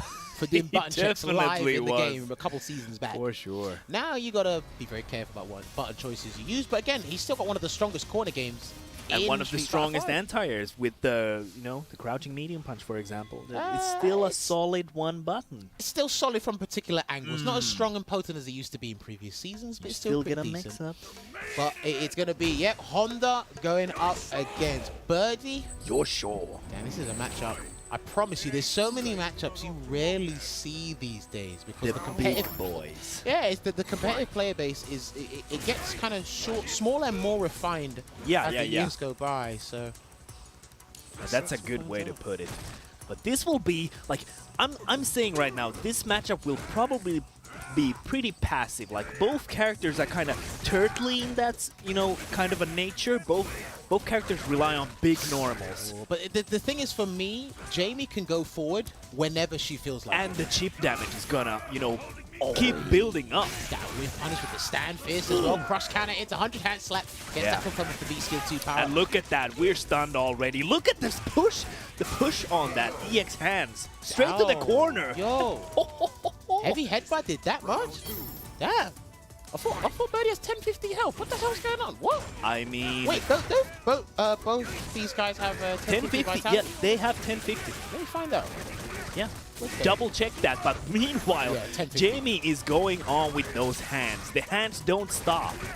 1050 health with Birdie and 1050 health with Honda. Honda's got 1075 stun. Yeah, he's a big boy. And you might be dead. Oh no. Oh, not quite. Look at that, just waiting and feeling it out. Like, yeah, I've already won. What's up? What are you gonna bring to the table? Do you know what? I kind of like that because a lot of situations in the corner, your options are limited to escape or even try and fight back, right? I like that JB just stood there and said, "Yeah."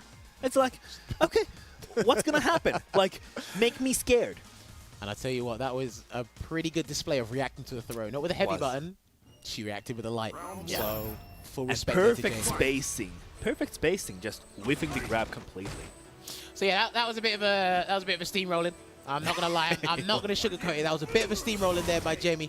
Let's see if Sunmate can bring this around. Sometimes you need to face the facts, and that was a steamroll. Here's the thing. Like I said, Birdie can kind of edge onto the corner slowly, but like Honda can go forward whenever he wants. Exactly. And I think it's pretty difficult. Look at that. You can't put the can out. Even put the can out. But just trying to have a little drink. Honda already has to be holding down charge. If not, then you're going to be walking forward, doing forward HK. So the options are there for Honda. Yeah. The options are there, so it's really up to... And the V-shift there, just completely missing the command grab as well. Jamie has such a good grasp of this matchup right now. Biggie might have really taught him. That's punishable. Anything will do it. Anything will do it. Not that. That's like -9. Can't he do a jab? Anything? Can't. And the command grab just boldly. Don't butt slam. I know it's throw invincible, but don't do it. And look at this. This might be it. Oh, the V-shift. She did it. And you know what? That was a brilliant display of defensive conditioning. Yeah. Mr. Crimson talks about that all the time, right? And he's one of the best players. Hey, listen, he always says you can condition your opponent defensively as well. Take a couple grabs when they think it's okay. Like just go and escape, right? That was brilliant. Jamie once again on the warpath here. Edgar? Yeah, I don't think Birdie can catch that at all. Yeah. And look at this. This is looking really rough for Sunmate. Oh, but the armor.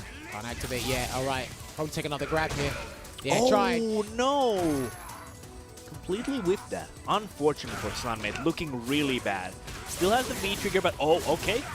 Hold on, that's fine. Gonna be, still fine here for Jamie. Take 2 throws or so. What are we going to do? Yeah, take another grab. It's completely fine. She'll make a decision now. Is it going to be fine now? Yeah, I told you. She'll make a decision when she's nearly stunned. That's it. Oh, it's not all right anymore. Sunmate. Good old Sunmate. Still playing the same. I like it. He can still come back from this. Sometimes I feel Jamie toys the food a little bit too often. Yeah. I like that she's kind of resolute on defense, doesn't panic as much. I feel that anyway. Yeah. But sometimes I feel you give your opponent too much momentum to work. Jamie gives off that kind of relaxed vibe when she plays, whenever she plays. I feel like. I mean, it's Honda. You can. Yeah. True. Oh, good backdash. That was a brilliant backdash there from Jamie. Racking up that stun. One Big throw will do it. One throw will do it. Oicho! There you go. Charge it up. And that's going to be a lot of damage. Yeah, that's it, baby. Perfect once again. 7 golden letters, jammers. I'm telling you. Tell me. That's the Tell favorite. me. Jamie's the favorite. If you didn't believe me, she is the favorite. Did you not see that? 2 perfects in both games. Like, come on, she's come here to play. Jamie came out to play. I was just gonna say that. Oh man, that was definitely. And crazy. if you're like Sunmate, you've had kind of a break. Like, what's the worst that can happen? You're gonna face off Jamie, who has done so much in these past couple of months. Dude, it's a bit wild out there, and it's crazy. It's hard. But again, no more matches for Jamie today. Commiserations to Sunmate. He still is in the tournament. He can still make it to top 8 losers side. Yeah. But again, that was not too bad. He was showing some fight, showing some promise to come back. But I do felt there was a little bit of defensive conditioning being employed by Jamie to make sure, right, when it stuns racking up or when he feels a bit too comfortable, I'll V-shift or I'll backdash.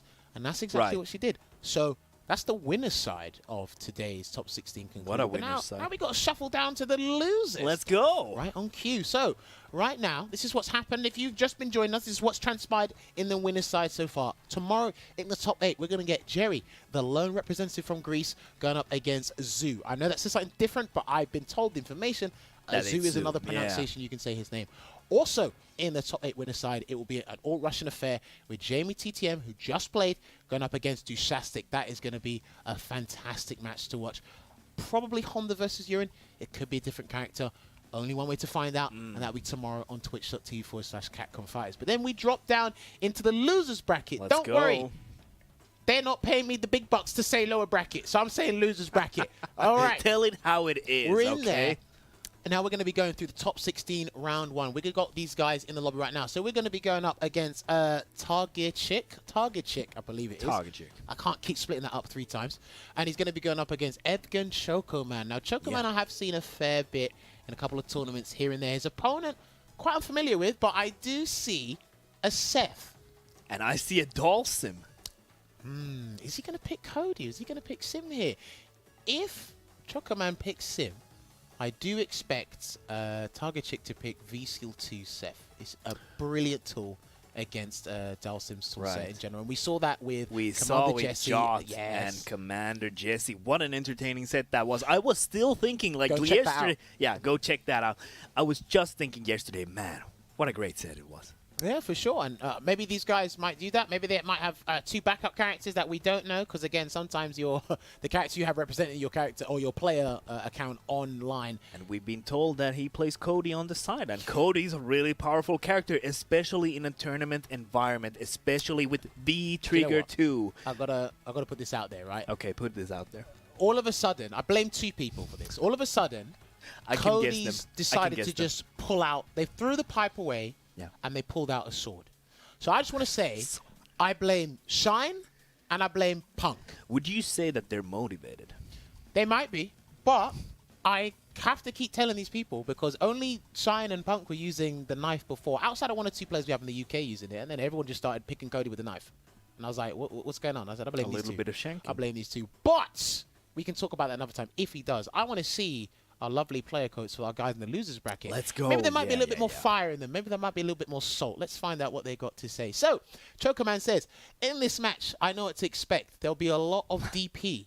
Okay. I just need to block them. You all know how Dalsim punishes. Yo. Well, good luck. Spoken like a true Dalsim player. Jammers, I feel like that well, good luck was for the others, not himself.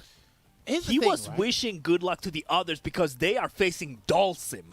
Here's the thing. Here's the thing for me. He said there'll be a lot of DP. I just need to block them. If I was Targetchick, I want to see his player code right now. Yeah. If I was Targetchick, I would just do wake up, dash up, throw every time. Because you put that out there, right? Exactly. So I would either do axe kick into DP, I just wake up, throw every Sif has the options. Let's go. So this time you have no chance, big boy. Damn. Targetchick with the marbles. He said this time you have no chance, big boy. Okay. Big boy. Listen. I like that player quote, right? Because you got to come with this fire. You got to come with this smoke. You got to let your opponents know, like, I'm here to play for keeps. Somebody's going home after this. I want the Dawson player to go home, but you didn't hear that from me. And Spirit of Beggy, besides us, agrees with you completely, Jammers. I think there's a lot of people that want Dawson to go home. But you know what? Chocoman has been representing his country as much as he can in these online tournaments. I don't know if he had a huge background in terms of traveling offline, but all the online tournaments have been, we've seen him feature the top 16 or the top 8. He might be able to do that again. Let's find out what characters they got on screen. Out. I see a Seth and Dolls. Yeah, okay, so and he's picked V-Skill 2 because honestly, I'm gonna be completely real. The Yoga Flame as an install from Seth is completely pointless in this matchup. Yeah. So you might as well go with the tandem booster, get your amplified special attacks, and the movement to boot. We saw how well Jot was buffering those normals into that tandem. Yeah, for sure. So I really want to see how well he works with this toolset here. Because again, this is the first time I've actually seen a target shit play, so yeah, I'm very curious to see how this one goes. Okay, no DP on the wake up there. Okay. All right, Hecatonkari's glide -2. And even then, it's safe on block for what he's doing by throwing out all these -2 moves. Yeah. He's putting himself at a range where it's uncomfortable for Dawson. You can still press crouch fierce and try a dive kick here and there. Yeah, that was a great dash check from Edgar Chalkman there. And heavy damage from Dawson. Big damage here. Is he going to activate and then do something nice? No, he's going to keep it on block. Okay, he's going to get a little string. That's a V-trigger. I remember when Jot said that's a V-trigger. Look at that. It's making you move. It is a V-trigger. Like it is. It's making you move and you don't want to. Yeah, it's definitely better than... Oh, what a clutch back throw. Wait, what happened? He got a counter hit light kick and he stopped. And he got I don't know. Went completely froze. Hey, listen, he said, listen, you have no chance, big boy. Threatening. The threatening aura. And he threw out EX Hecatonkari to put him in the corner. -2 on block. Oki on knockdown. Great axe kick. Careful here. Chocoman. Ooh, there you go. Open grill season. Hold on, that's not too bad. I think you should wait there. Wait there. Oh, what an interesting trade there. Damn, he really wants out. Yeah. Let me out. I think you should have V-reversed that flame to get the grade damage and put him in the corner. That would have been a really good shot, but again, he's having a relatively easy time getting in because of the V-Skill 2. Look at that. Ooh. Okay, just backing off here. Gets hit with the stand fierce. If he's not careful, he's going to get hit by a limb. And Chocoman knows that as well. That's exactly why he threw out the flame. Yeah. Careful, because he knows how Antsy wants to do to get in. Is he going to snipe? Yeah. You just called it out perfectly. Antsy to get in, and Chocoman was ready for that. Alright, so it's final round right now. So far, he hasn't really kind of whiff punished the limbs using V-Skill 2 here, Target Chick, but he hasn't been doing too bad. Clean jump. Yeah, that was a big jump in. Missed the Oki, follow-up, though. Yeah, he missed his Oki opportunity. Because I reckon he would have been able to get a hard read on the V-shift then. Yeah. Oh, what a DP. He didn't block. He didn't block it. We called it out, man. We out here calling out the statement. Oh, wait a minute. What was that? Okay. If that's how we're feeling today. I mean, yeah, bring out all of the heavy weapons. Gets hit with the axe kick again. Nice Yoga Anvil keeps him on the block side. No, that's that going to be big. He didn't go for an airborne hit or something. He wanted the full punish. Yeah, there's been quite a few drops in this set. I feel they're probably pretty antsy. No dive kick. He hasn't been using a lot of dive kicks here, Chocoman, either. Yeah. But we see the V-Trigger 1 activation. Will that bring anything to Target Chick right now? He didn't block it. Yeah. 1 second. Hey, Jammers, we've seen at least 2 wake-up DPs, and neither of them have been blocked. Stream team, pull up Chocoman's player quote again, please. I'll love you guys for dear life if you pull up Chocoman's player quote again. I need these people to see that one more time. We need that statement right away. He said, I expect a lot of DP, not DPs. He said DP. I will block them. He has not blocked one. He hasn't blocked. There will be a lot of DP. The stream team is doing absolutely amazing right now. Do you know what's crazy about this community here? Yeah. In their player quotes, they have all bit themselves in the butt by stating something they're not going to do. You know about that, lad? Jammers, we are more than happy to point out the errors in those statements. Someone's got to play devil's advocate. Yeah. All All right, I'm liking these stand light kicks though. It's so his throw range isn't as good as it used to be last season. So he doesn't get 2 tick throws off all his lights now. Yeah. I think stand light kick he still is able to do that, but he do have to be careful. With the sneaky last second teleport there. Activates his big. Oh no, he should have done the whole combo. Put it back in the corner. Okay. I think he thought maybe he's dead anyway. He's dead. Yeah. There you go. Maybe he thought that he wouldn't get the activation was a bit late. Maybe he thought that he wouldn't get the full confirmation. He should have when he got the hit, he should have done the cruel disaster into cyclone disaster and teleport put him right back in the corner. It would have worked. Yeah. Oh wow, look at those whip grabs. I do think though Chocoman's been a bit overwhelmed with just probably the overall aggressive playstyle from this set, you know? Yeah, and the TP once again not blocked. Teleports out. That was a free teleport as well. Oh. Minus 12. Minus 12. Oh no. There's some misinputs and drops here and there. Oh, interesting interaction. That's good. That's fine. Don't worry. Chocoman needs to bring this back. Oh no. He can still win this round though. Yeah, for sure. Use your V trigger. Use it. Yeah, you need to use it before you run out. Oh no. Hold on. Okay. He was waiting. They were waiting. Yeah. I think he was waiting just in case some sort of arbitrary approach which came through. People probably are like, wait, what's James talking about? I ain't got no V trigger. It's called Yoga Flame or Yoga Fire. EX Yoga Fire. EX Yoga Fire, indeed. One of the best V triggers in the game. It's got to be. It makes people move when they don't want to. Yeah. Forces. Okay. Great punish. Teleports again. Stuns racking up here. What do we got? He didn't block it. He didn't block it. I'm just saying. That's all I care about in this commentary right now. He didn't block it. Yeah. You hate and love to see it at the same time. And look at this Chocoman with a solid round to boot. Okay, do you know what? That was quite scrambly. Bit of a slugfest here and there. Scrambly. A little bit shaky on both players' end, but again, whether hook or by crook, he got that win. It's one apiece. Still hasn't blocked the DP. That's all that matters, though. How you get the win doesn't matter. The win is all that matters. Listen, Chocoman, you haven't blocked a Mad Cradle yet. I'm just saying, you said you were going to... I will block them. It's one apiece. Man. If he wins and he didn't block one, then damn, you could have fooled me. Yeah. We didn't see to get the 3 overheads in a row. We haven't seen any TPs. Oh, he's going to get stunned in a minute if he's not careful. Yeah. Does a delay wake up just in case. And there you go. This is going to be a perfect. Not quite. Oh, not quite. Well, he's got 900 vitality, but... Unless? No. Targetchick might be leaving us, ladies and gentlemen. This is not looking too good. You hate those sad goodbyes, but Chocoman is looking really good right now. Getting hit by the non-true strings of the cruel disaster. Damn, he's pressing every button in the toolset to get out. Oh, no. Well, still didn't block one. He hasn't blocked one. That's a good V reversal. That was an excellent V reversal. That was really great. Just completely stopping movement from Seth there. Not just that, it's you build up great damage and you still maintain that screen positioning that you had. So activates. This is last legs here, Targetchick. I don't know if he can get that clean hit. That's -4, and he still hasn't blocked one. He hasn't blocked a DP. What is going on for the life of me? Oh my god, this is brilliant. Listen, I'm just repeating what he told us. Player statesman in shambles.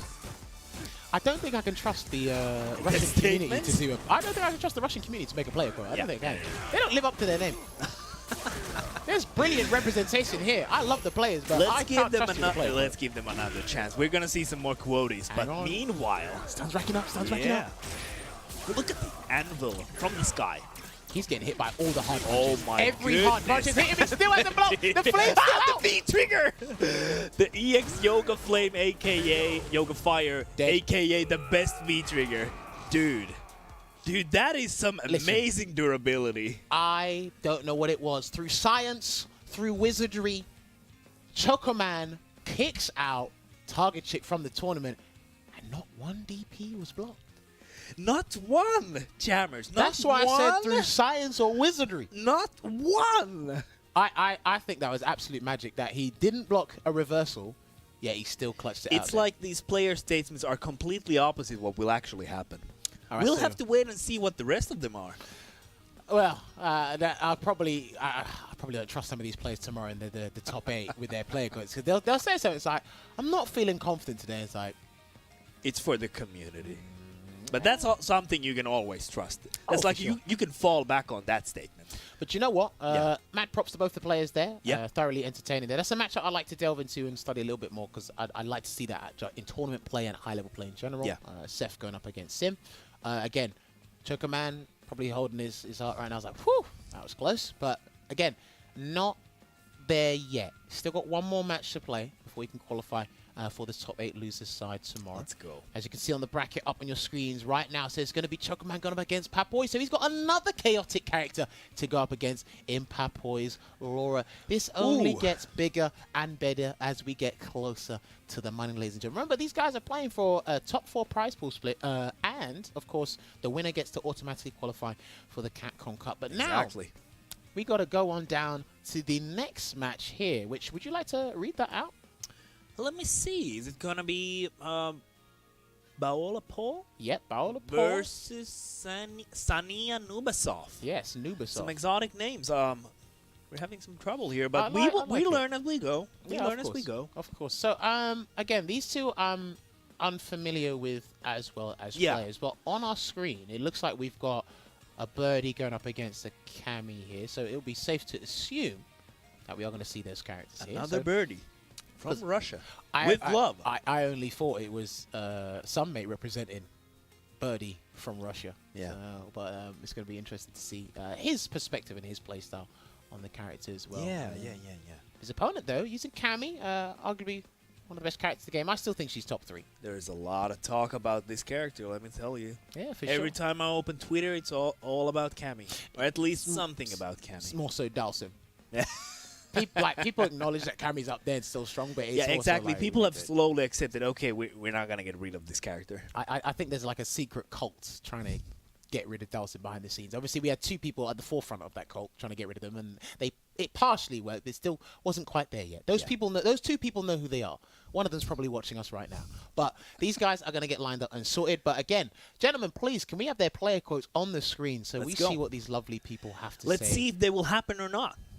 You go so I don't expect great results, but I am glad of any outcome. The top 16 is very good for me. What a humble guy. What a humble guy. I see a little bit of optimism there, but I see a little bit of realism there as well. He doesn't expect great results, but he's happy to be here regardless. I think a part of someone's strength is also acknowledging your strengths and weaknesses. So yeah. Might be very realistic outcome, but we'll see if we will see any kind of surprises in that. Okay, all right. So let's see what his opponent has to say. That would be great to see. Baola Paul. Well, I guess today is Laura Day for me. Let's see whose 50-50s is stronger. So he's put Birdie on screen. So we got another Laura player from Russia. Oh, I can just imagine him typing that well. I guess today is Laura Day. I don't know what some of these guys think about when they Capcom asked them or the stream team asked them. It's like, we need to provide a player quote for the stream, and it's like, well, today is Laura Day, and it's like, huh? It's like, what? It's like, okay, yes, maybe. Listen, as long as he makes top 8, that's all I care about. Yeah. But there's a lot of people that have been saying, they say one thing and they just completely don't do it. 3 overheads in a row, never happened. A lot of DP. Not going to block. I will block them. Didn't happen. Street Fighter League Season 4. It's up there. It's happening. Make sure you check it out. You didn't hear that sound. I hope you didn't hear that sound. I heard the infamous sound. I hope you didn't hear that sound. But we are going to get these guys sorted as well. While we do have that up for discussion as well, these guys are going to try and get back into the game as soon as they possibly can. If it doesn't, then there will be something else I'd like to talk about, or at least get the stream team to roll one of the graphics so we can discuss it as well. But like we said, thank you very much for tuning in and joining us for Eastern Europe and Russia. Remember, this is their one and only shot. Opportunity to show what their community has to offer. And again, predominantly it is filled with Russian players, so if one of them qualifies, it is a win for them. There is a lone representative from Greece. There are 1 or 2 Polish players here as well, so again, good representation. Let's go. And he did say today is Laura Day. It could be a good day, it could be a bad one. Yes, indeed. I kind of feel like you're talking about Laura Day. It usually isn't a good day if you're not playing Laura yourself. Well, I mean, this is why me and you are commentators. That's why I just like to watch people get commanded by law, not so much as you deal with it. And look at that insurance banana just holding off Baola Paul there. Didn't approach because the banana was there. But yeah, here's the thing, right? Okay, steals a couple of frames there, gets that dash, wakes up with EX4 Horn. I like that. So if he gets plenty of time to work within the neutral, full screen or mid screen, lay down a can, lay down a banana, but he's got to be careful when Laura has the one bar, as you can see, because of the EX Bolt charge, right? That standing medium punch is so oppressive in the corner, especially against the floaty jump like birdies. A very slow, easy to anti-air in that situation. For sure. There you go. Oh, and the EX Thunderclap confirmed into the standing medium kick for Nubasoft to win the first round. Yeah, for sure. All right, let's see how this one goes. And then that is -5 on block, but I don't think Laura has a specific answer for that, so she's got to walk back and probably try and whip-punish a button that Birdie does afterwards. And birdies usually, they try to set that up on block to set up the spacing trap. They try to catch you with standing medium punch, for example. Ooh, that air-to-air from Paul was brilliant. Got the stun as well, but unfortunately dropped the combo. Might be feeling the pressure here, Ovaha. Yeah, definitely. And here comes the mix-up. The vortex is about to begin. Good V-shift. V-shifting after lights is actually pretty vital in the meta these days, and a lot of people won't be expecting those V-reversal out of fear. He V-reversal out of fear. He was very fortunate. Can they wake up? Oh no. Oh no. Look at these resets. Oh no. This is not looking good. And catching that, but didn't get the follow-up. Unfortunate. Oh, didn't confirm. Dude, please don't lose it like this. Watch out. Oh no, the cannon is set. The cannon is rolling right now. Blocks it out. Please don't put out another can or banana. Please, that bolt charge might come out. Yeah, you need that insurance banana right now. No, if he puts it out, he's gonna get armored through. Maybe not from full screen. Well, I mean, bolt charge goes a fair bit. Walk away, walk away. There you go. Oh, great anti-air. The standing jab from that distance. Perfect spacing for Baola Paul. Hey, again, this is still tense. It's 1st to 2 throughout today. This is not 1st to 3 territory for these guys. So it can still be very tense. And this first game, the win will be big for both players. Oh, wow. The V-shift. He's trying to run away. Yeah, and he's pressing buttons at the wrong time. Don't worry. This guy makes the same mistakes I did a fair bit against Laura. So you don't know when to press the button and challenge. Nice. So you're getting hit by a lot of straight counter hits. Whoa. Yeah. It's really hard, especially when you're playing a slow character like Birdie. There you go. You really don't have those escape options that some other characters do. All right, and that's going to be the first game there to Sanya, I believe. Yeah, and then that was pretty interesting. A lot of reset opportunities. I feel like sometimes he was expecting Paul to block and he didn't. So he wasn't ready for the counter hit confirm or the pickups after that. He was doing the resets. I respect that, you know, the dash or button into dash into command grab. I respect that. All Laura's do that. It's part of her gameplay. It is. He might have resorted to one or two things a little bit too often. We'll see how Paul is going to adjust to that. We'll see who's 50-50 will be strong. Remember, he said that. I want to see those Birdie 50-50 situations. He said today is Laura Day, so yeah. He said today is Laura Day. Definitely experiencing that Laura right now here at the CPT. He tried to go for a ball revenge on no dice. Again, I think he needs to be a little bit more careful, a little bit more attentive on his options and defensive choices, because I think he's hanging himself here, Paul, right now. Yeah, the ball revengers are not really working. Oh, but armor's through. Get some space, some real estate. This is really good. Okay, he's going to hold it out there, get the can out. Oh, wow. Catches the feet there. Put another can. See, that could have been a bolt charge opportunity right there, but exactly. I think Sanya's really respecting the can. No punish once again. Wasn't ready. Backs off again. Good air-to-air with the jump-in light kick and the check as well. Damn. The moment Sanya gets on Paul, he wants him off immediately. Yeah. I think he needs to clock on. Wow. Just walks up and bullhorns like that. I think what Sanya might need to do now, just a suggestion, is probably play a little bit frame tight. I think all the basic frame chats will work against Paul right now because he wants Laura off him immediately. Yeah, we've seen those EX armor moves, you know, just to get that space, just to get Laura off of his skin. Okay, stand medium kick anti-air, interesting. Not sure if that's a specific anti-air to big bodies, but it's out there. And once again, the bullhorns are working. Like, that's a lot of damage. Racking up. That stun's racking up. Yeah. But the reset and the armor once again. No, he could have bolt charged there. Yeah. He's missing so many opportunities to turn the game around. Yeah. I feel like Nubasoft is playing a little too mellow, a little too passive in this. Just needs to push the offense. Don't, you're going to hit the... No. Oh, no. Oh, it slips. You have to remember, there's pushback on your normals as well. Yeah. Oh, wow. Look at that overhead. Catching from all the way up in the air. And this is where it starts to get scary for Paola Paul. Wait, he's going to do ball, head. Oh, dear. He's gonna do something. And that was the safer option because on that situation there, that was something. He could have activated V-Trigger, would have been plus, but then Sanya could have done V-Reverse to keep him in the corner. He would have been V-Trigger anyway. A lot of options. There's a lot of things that can happen and possibly could transpire, but again, I do understand for a lot of these players, they are feeling the pressure at the moment. And some of these situations... I would as well.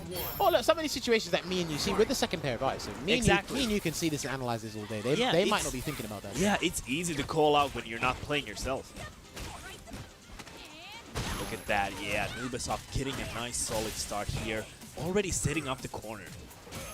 Let's see how it is. I like that he's caged the opponent in the corner here. Yeah. Paul doesn't really have an option out. Is he going to try and do a bullhorn to try and break away? Is he going to counter hit? And he could have cancelled that. Yeah. Got this stun. He's got it anyway. Paola Paul at the edge of the world right now. Oh my goodness. And can we just talk about post-stun damage for long? He's still one of the best in the game. Yeah. Regardless of what they've done to worst, throws. And worst defender in that area. Hey man, that's what happens when you give a character a move that has 3 different levels. There we go. Go trapped in the corner, but he's allowing Sanya to get out of the corner, give him a little bit of breather room, but that whiff punish on the bolt charge with the was good. Was fantastic. Yeah, really good answer. Acknowledged that he had the meter, just went for it. Okay, nice. Chased it down with the stand medium punch, anti-air. So trapped in the corner, there you go. And armor, vice versa, it works both ways. I want to see a little bit more bolt charges from Sanya. I think he's a little bit too scared to try them. Yeah.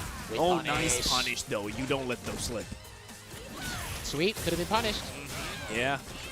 And the bullhorn once again. That has been such a good workhorse for Paola Paul in this match. Hold on, please be careful because Spark Show's ready and waiting to be activated. He's going to use that Thunderclap as a point of entry. If he gets another opportunity, how are we going to activate though? That's the real question. Yeah. That's just walking back and forth. I like that they're analyzing what they can do. Yeah. They're really trying to analyze. That's big, that's big. The reason he done that bullhorn is because the can's there. And a lovely air-to-air. Do you know what? Paul's air-to-airs with Jump Roundhouse have been phenomenal. They've been on point. Really good. And it's match point between both players right now. I can't call it. I can't call it. Great anti-air as well. Oh, didn't get the second hit there early enough. He's trying to run away. He's trying to run away. It's not working. Look at these. No, he's been conditioned. EX Sunset Wheel, maybe. He's going to hold it just in case. That was a throw bait and didn't get it. Hold on, he can't jump. Oh my god, he did. He jumped. You're so brazen. You're a madman. Oh my goodness. And the crouch counter the boot. The V-shift punished, but no follow-up. No anti-air either. Yeah, nothing. Head activates V-trigger. Got to wait. Oh, what the sweep. This is it. He's got to careful the forward. He's got one more opportunity. Come on, grab. Is he going to do it? He's not going to do it. Not quite. He has the added movement. Oh! That's it. That could be it. Ow! And still goes for the reset. Nubasoft. I mean, he could have done anything there. He could have gone for a throw, and the only option Birdie had there was to backdash, and it would have been safe anyway. But he played it safe. In his eyes, he played it safe. But if that was an armored move, that would have blown through the light and hit him. So that was a pretty tense closing moments there. Could have gone either way, basically. Oh, yeah, for sure. And I mean, hey, just not shout-outs to Sanya for pulling through there. Unfortunately, entertaining set. Paola Paul is out of the tournament there again. It's great to see the Russian representation from the pair of them there. But again, only one. We're going to have one winner, and the loser's got to go home. Exactly. That's how it goes. We all know that. If we play fighting games, we all know that one player's going to win, and the other's going to lose. That's how it is, I'm afraid. But we are going to try and get our next matchup lined up for you guys here. Go. I believe it will be. It's going to be. I see Xeno. And I am familiar with that gamer tag, but I need to double check that I've got the name right. Yes, okay, it's going to be Nightmare Rookie going up against Xeno. Again, this is a lower bracket, or loser's bracket, sorry, littered with Russian players here. And whoever wins this one is going to be going up against Error Crater for a place in the top 8 tomorrow. Jammers, let me ask you. Would you want to face a player called Nightmare Rookie? No, that's I actually wouldn't. No, that's scary. Because you definitely play a crazy character, You don't play an honest with a name like that. You don't play honest character. No, you don't. You definitely play a crazy character.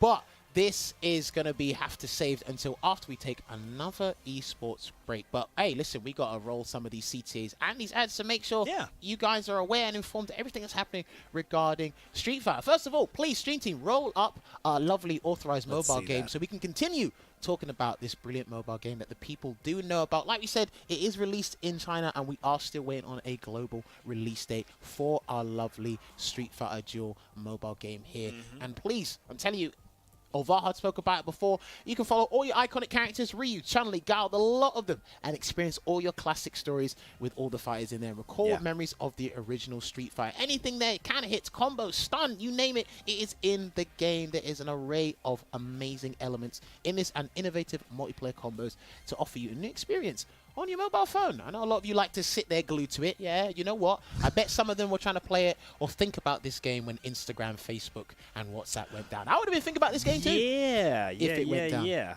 But also a variety of PvP gameplay tournaments with in-game rewards. Don't forget that. They will definitely inspire you to fight. Everybody loves their in-game rewards. And do not forget, guys, there are PlayStation tournaments happening around the clock. It is an open series on the console. You can register now and make sure you follow all of the respective social media accounts to keep up to date because, again, it was a huge thing in July and August, and they're still gonna be happening around the clock. So again, to feel competitive and get involved, if you're still on console, heck, PS4, PS5, get involved, and you can register now. Get yourself some money, get yourself some prizes, feel competitive just as much as we are. And don't forget the tournament experience. Oh yeah, for sure. That's the main thing we're here for. Just to chat, some breeze, and feel salty about each other's victories and whatnot.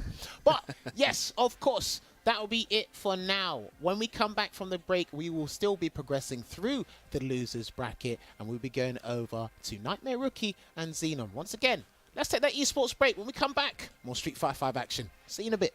Don't go anywhere. Time to fight. Time to fight. Never give up. We won't retreat. The ones who stand after defeat. So fight. Time to fight. Glory waits for those who fight. We unite. We are Street Fighters.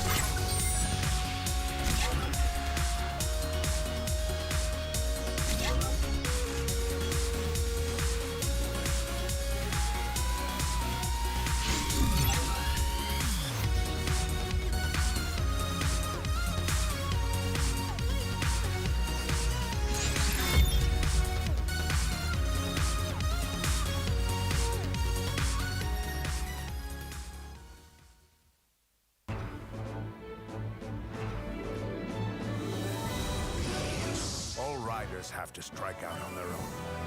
Let's do this.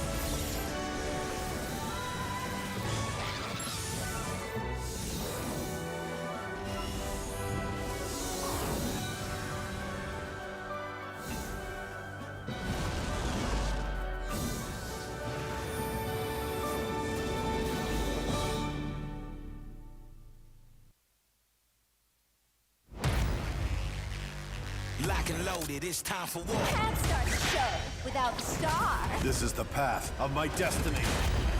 Come on, let's turn up the heat. About time to finish this.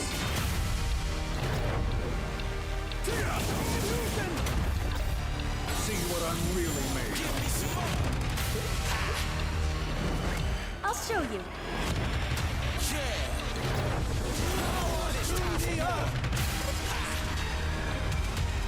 How do you like this? It's time for war. That is the truth of what you must seek.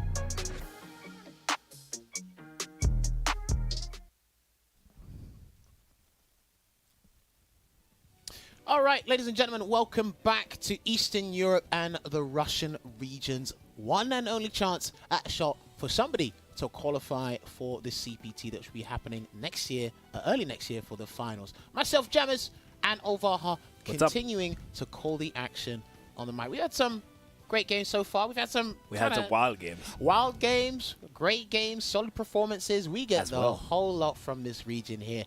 And we must continue showcasing these players. And let's see who kind of qualifies for the top 8 tomorrow. Show must go on. Yeah, show must go on in this losers bracket here. So, like we said before the break, up next we do have Xeno going up against Nightmare Rookie. The players are in the lobby. They are itching to go. Now, Xeno I am very familiar with only because I've seen this name ever since 2017, I believe. And a very established Colleen player from the Russian region. I believe Xenon did come 4th place at the Intel World Open Regional Finals. I think that was it. Only losing to Jamie, Papoy. I can't remember the other person that finished ahead of her, or ahead of him. Sorry. You can't remember them all. Can't remember them all, but hey, it's a lot to keep track of in the scene these days. It is because there's like more and more like good players all around. More to keep an eye on. Oh yeah, for sure. Listen, we're never bored. We're always busy. Always trying to keep up with as much as the international scene as we possibly can. But Xeno's opponent, Nightmare Rookie, I have seen that name. I have as well. I think I bumped into that name online in ranked a couple of times. Welcome to the NHK. I can't remember if that is. No, that's not an anime. I want to say that's a show. I can't remember where that name comes from. Maybe he might tell me in the player quotes. Yeah. If the stream team can bring up their player quotes, that'd be absolutely fantastic. He might shed Rookies. some more light on it. I don't know why that name is bugging me. Anyway, Ovaha, read me this quote, please. Oh, I was Nightmare Rookie. I'll try to do my best. Why are you going to try and do your best? Dude. Say I will do my best. And also, I was kind of expecting more kind of violent vibes coming from a guy named Nightmare Rookie. Let me know what you guys think in the chat. Would you want to face a guy named Nightmare Rookie in your bracket? Why is it always the Urian players that got to come out with this, I'll try my best? No. Yeah, the character's all right. I'll try to do my best. Just say, I'm going to put this guy in between two mirrors. I'm going to grab him. He's going to bounce off both mirrors. I'm going to do dominant crush, and I'm not going to shake his hand after I beat him.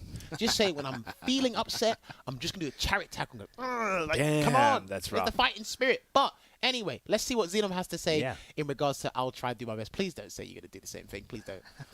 I played a lot against Urian, so I'm definitely... Thank you. Yes. More confidence. More spunk. Yes. He's definitely brimming with confidence there. And hopefully he can live up to it because...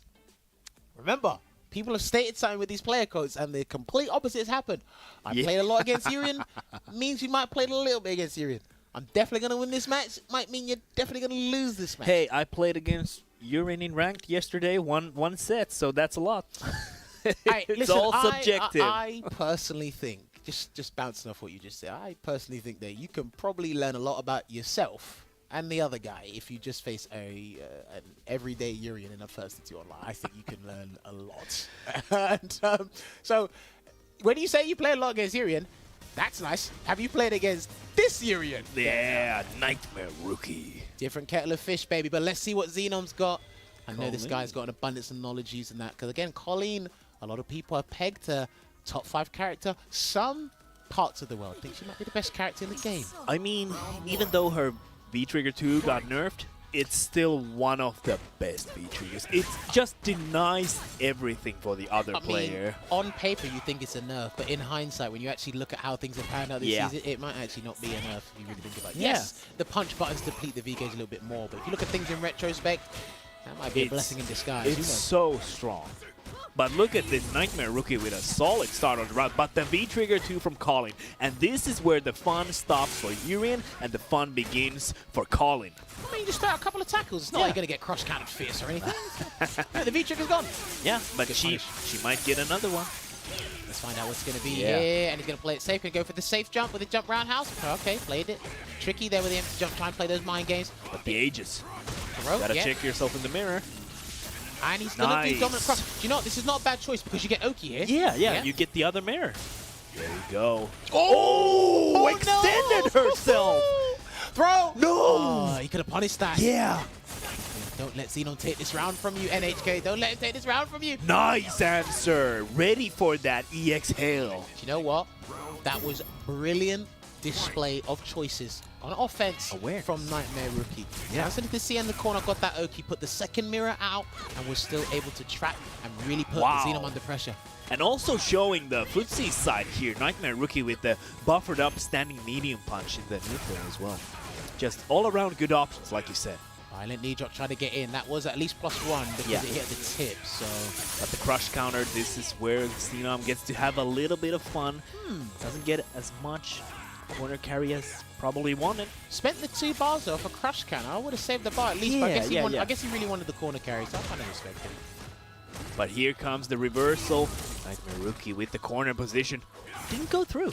No, because the projectile invincibility comes at like frame 9, so it was a little bit late. Okay, I think he wasn't confident in that scenario because the metallic sphere is already right up close to the face. So. Yeah, too close. Basically. Oh, arbitrary sweep. I see you.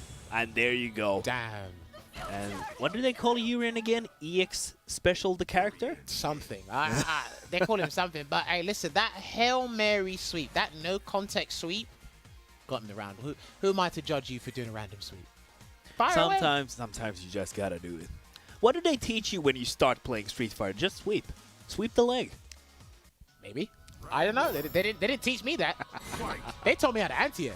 Oh, wow. You had good teachers. Maybe this generation, they get taught how to sweep. They say, when in doubt and you're feeling frustrated, just press hard kick. It might work. Yeah. Works with Urian at least. Hey, he's got a long range sweep, man. That's actually one of the hardest sweeps to deal with these days. And look at this. This is going to be a lot of damage as well as the reason. Oh, that was clean. Went for the throw bait. I like that. And yeah. Xeno Tech Dawson, because normally you go for a throw. Oh, goodness gracious right now. Just backing off here. Yeah. Working on the perfect. I wouldn't worry about the perfect at the moment. I know you want it mentally, but I wouldn't worry about it. I wouldn't worry about it. Are we going to get the 50-50 activation? We will. We will. Oh, nice catch. Was ready for that. I wasn't ready with a full conversion. Yeah, though. I think he wasn't sure. So. Oh, that was so close to being punished. Oh, he just pressed a low after getting hit. Okay. He's trying to stop the dash. Yeah. So those lights that he's throwing out now, he's trying to stop a random ice dash. I think Xeno should just walk forward. Yeah. Press fist. Press your Yeah, fist. yeah, he can definitely do that. I mean, I think he's not using it as freely as you can. I like that he respected that Nightmare Riku was actually sniping out the dash, because any hit will take him out right now. Oh, no one lands on the metallic Go. I definitely played against. No, I played against Yurin a lot. I'm definitely gonna win this matchup. Is that what the guy said? Yeah. That's what he said. That's what he said, right? Yeah, it did. I'm just double checking. Yeah. We gotta do that. The EX violent knee drop gets the corner position once again. All right, here we go. He's trapped in the corner. Limited options available to Xeno at the moment. Good ball kick. Nightmare Rookie's showing a lot of respect, just willing to back off from the corner, just willing to give space for Xenom as well. Yeah, I think he's trying to really fish for that back throw, but Nightmare Rookie can see that, gets a grab. He's going to walk and get sneaky one. He tried. Whoa. He's going to work on another perfect. I didn't even see that. Yeah. Good chariot tackle. Oh, but once again, the standing hard punch completely denies the perfect. If you're bad, headbutt. And look at that corner carry. Or throw. Doesn't matter though. Just back throw. Yo. Nightmare Rookie showing up here and being a nightmare to Xenom. Coming in and he's... The EX tackle, the shoulder, the other shoulder. Why not both? That might have been the fastest 2-0 we've had today. And, so I play a lot against Urian. Me too. I'm going to win today. Yes, in the comfort of my own couch, no longer playing in the bracket. But no, you know what? Unfortunate there for Xenon. Probably a little bit of a shaky start. Couldn't adjust to Nightmare Rookie's playstyle as quickly as I'd normally expect him to. That's always tough in a best-of-3 situation anyway. Against Urian, especially with these stakes. Getting a spot, getting prize money, all of that. That's a lot of stress for one weekend. It's a big deal. The trend of not living up to your player quotes in today's event continues.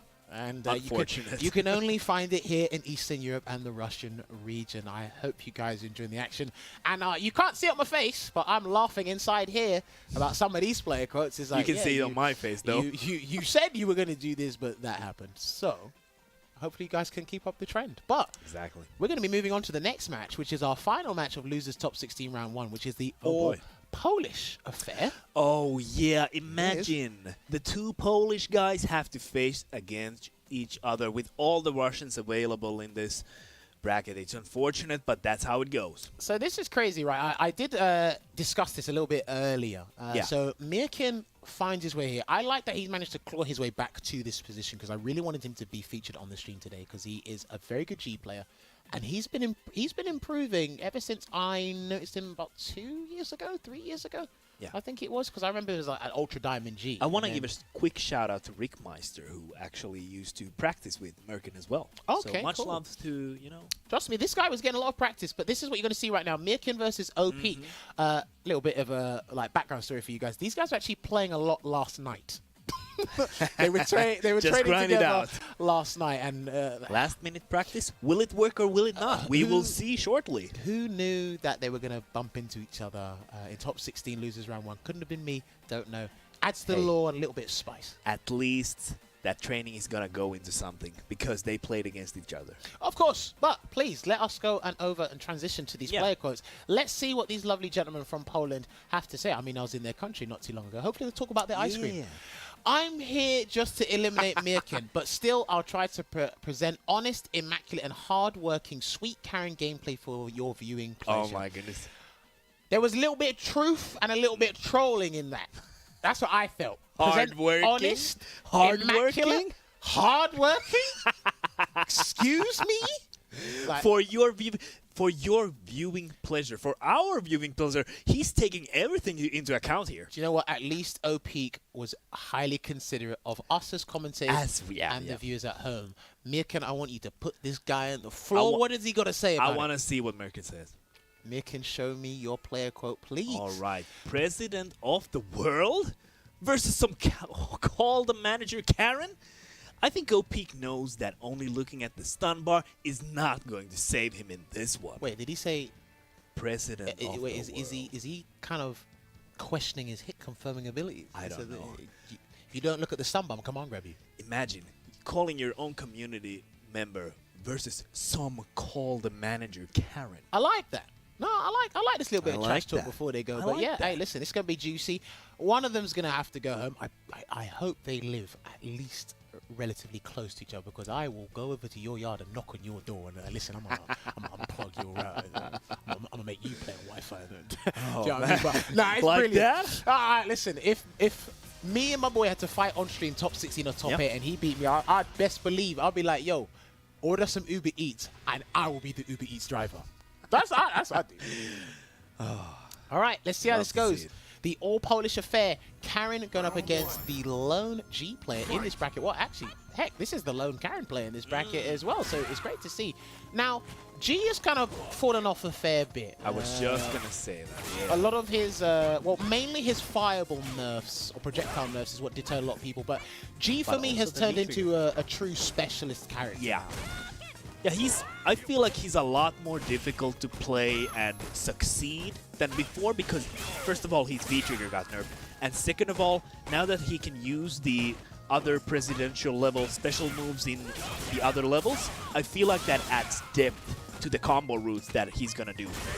I guess a tick throw there. Off to a fine start here for OP because, again, your opponent's going to be worried about that low forward. They're going to be slowly edging themselves to the corner. They don't want to jump. They don't want to fling out their own normals to get whiff punish because the reward little Miss Kanzuki gets off of this stuff in neutral is crazy. Yeah. He can throw fireballs until Karen gets one bar, which OP does have right now. Levels up. This is important for American to look out for those, you know, the standing light kick, the crouching medium punch, cancel little the specials to get that presidential level. This is really important for American. Lovely anti-air there from OP. He tried to do super activate there. No tick throw. He's got to be very careful.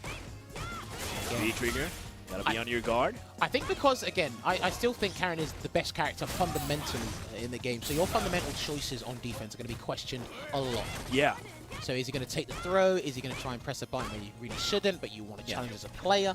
There's a lot of questions to be asked. For sure. Okay, look at that neutral. Just applying the pressure here. No V-trigger to work with the moment here for American. Jab buffer. Can he get a grab? There it is! Yeah, he's looking for those. Merkin loves that command grab. I mean, we've seen a lot of that. Listen, you can't act like you're not going to get command grabbed by our 12 long frame president. And even longer limbs. Well, I don't know, man. I think because he's more of a specialist character now, you've really got to work and utilize all his normals in the best way possible. But I really don't know how he combats Karen in the neutral. But it's all irrelevant right now because the stun's backing up. The delayed back throw, he tried. He did try a delayed back throw. Oh, V-shift break. Great answer. Keeps the corner and goes for the super. This is but good. This is very good. Very good because it's guess for game. Yeah. Oh, he broke. Damn, he threw there. But it's still down to the last hit for Merkin here. To where you could done crouch fist there. That would have ended all your problems. Let's see if OP comes back. Oh, no. And the super. We're going back to mid-screen. We're going back to mid-screen. Yeah. I don't think he's going to have V-trigger. But he's not. Oh, he has the bar as well. Damn, he got a lot of meter from that. Oh, he has so much to play with here. Goes for the cancel. There you go. Spin kick. Whoa, and the trade works in his favor. Merkin. Now, here's the thing, right? So that was pretty clutch. I like that. I like where they both spent their CAs. Obviously, with Karen, you probably want to spend it to kill G because of the health he has. It's over 1,000. I want to know why OP pressed a button there. No one normally presses a button there. And it's like, the trade wasn't going to win. I don't know if he was thinking about that trade scenario. I think he's just very antsy about the situation. I feel like antsy is the perfect term to describe that feeling for OP in that situation. And for me, that's a clear indication of how tense he gets when stun's high or we're both near death. So you might want to catch him with a very subtle frame check, I would say, maybe in the later games. Yeah, down to the last hit, it's bound to get anyone antsy. All right, so he's got the post-stun combo here. Can he get back throw to end it? No, he tried to hold up. Mirkin tried to hold up. It didn't really work out. I think a crouch fist anti-air was going to get you, even if he did with a throw in that scenario. But OP looking to make this one a piece. Wasn't happy with how that first game ended. Hardworking and honest, he says. He did say it's hardworking. I mean, you know. Oh, great jump in there.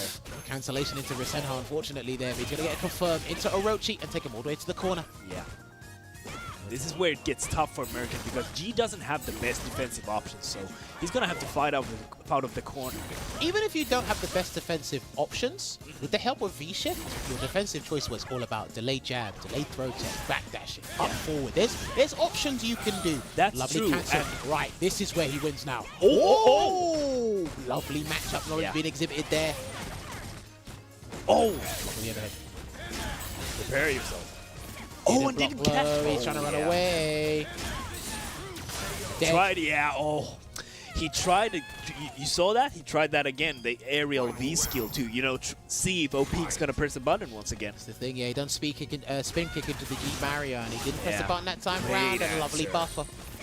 He can run away with this and win 2-0. Command grab with V shift. Well timed V shift. Once again, OP missing the crucial punish there. We've seen that a few times already. Uh-oh. Guess for game, baby. Whoa. I don't know if he done that intentionally, but he's gonna. No. There's no way. That might have been like small body specific. Because if he leveled, whoa, he woke up with low forward there. Damn, you really want to come back into this match, don't you? Yeah. Polish players going home. Who's it gonna be? And the throw. Backbreaker for the game. Mirkin takes it over his Polish compadre. Sounds unfortunate there for OP. And can we just talk about the player cards once again? His only job was here to defeat Mirkin. What happened? Jammers, talk to me. Hardworking. Immaculate. Honest. Sweet. Honest. For your viewing pleasure. I love it. You can't write this stuff. I promise you. I can pull up the document right now of all the player quotes I saw on the way here to commentate this. And I was like, you can't write this. They're all literally karma's coming back for them. Exactly. And it's like man, the more, you know, aggravant stuff you're gonna write there, it'll completely turn around. The Uno reverse card. But no you. Regardless, brilliant play from Mirkin there with his G. Again, I actually think he's Poland's best player. From what I've seen from the Polish community, I think he's Poland's best player. And he did great in the Intel World Open, for example. I think he definitely featured in the top 8. I can't remember if he was joint 5th or he came joint 7th. But I can't, unfortunately, remember that as well. But a good placing nonetheless. Of course, for sure. And again, listen, we're only going to see more of him because, again, one more match and we might see him in the top 8 for tomorrow's CPT. But again, we're having our next matchup lined up for you, which I believe it is another all-Russian affair. We're going down to the big boy matches here. Oh, boy. These are the qualification matches for the top 8. And first up, we're going to have Papoy going up against Choco Man here. Let's go. Laura versus Dalsim, maybe Laura versus Cody. Papoy has got a little bit of a Seth. He might bring out his Seth. I don't know what you're thinking of. I feel like Choco Man is not going to change from Dalsim to Cody against Laura.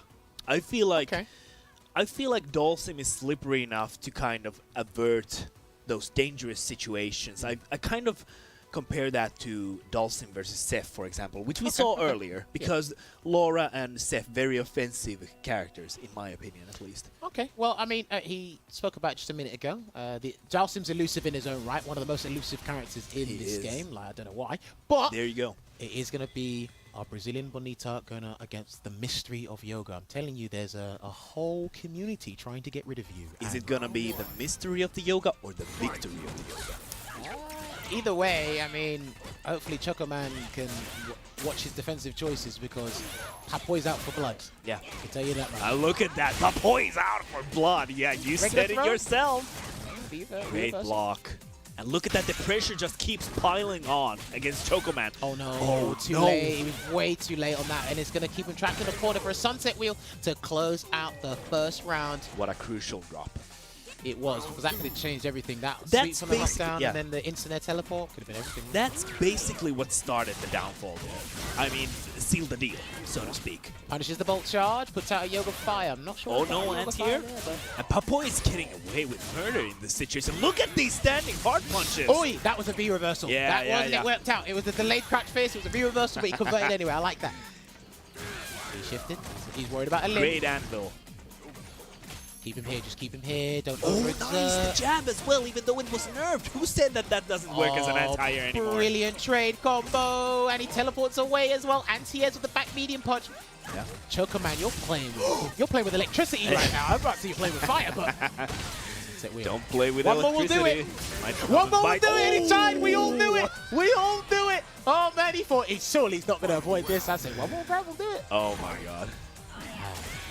Why does Choco Man do this to me? Why does he do this to me? Stop doing this to me. He likes to keep us on the edge of our seats.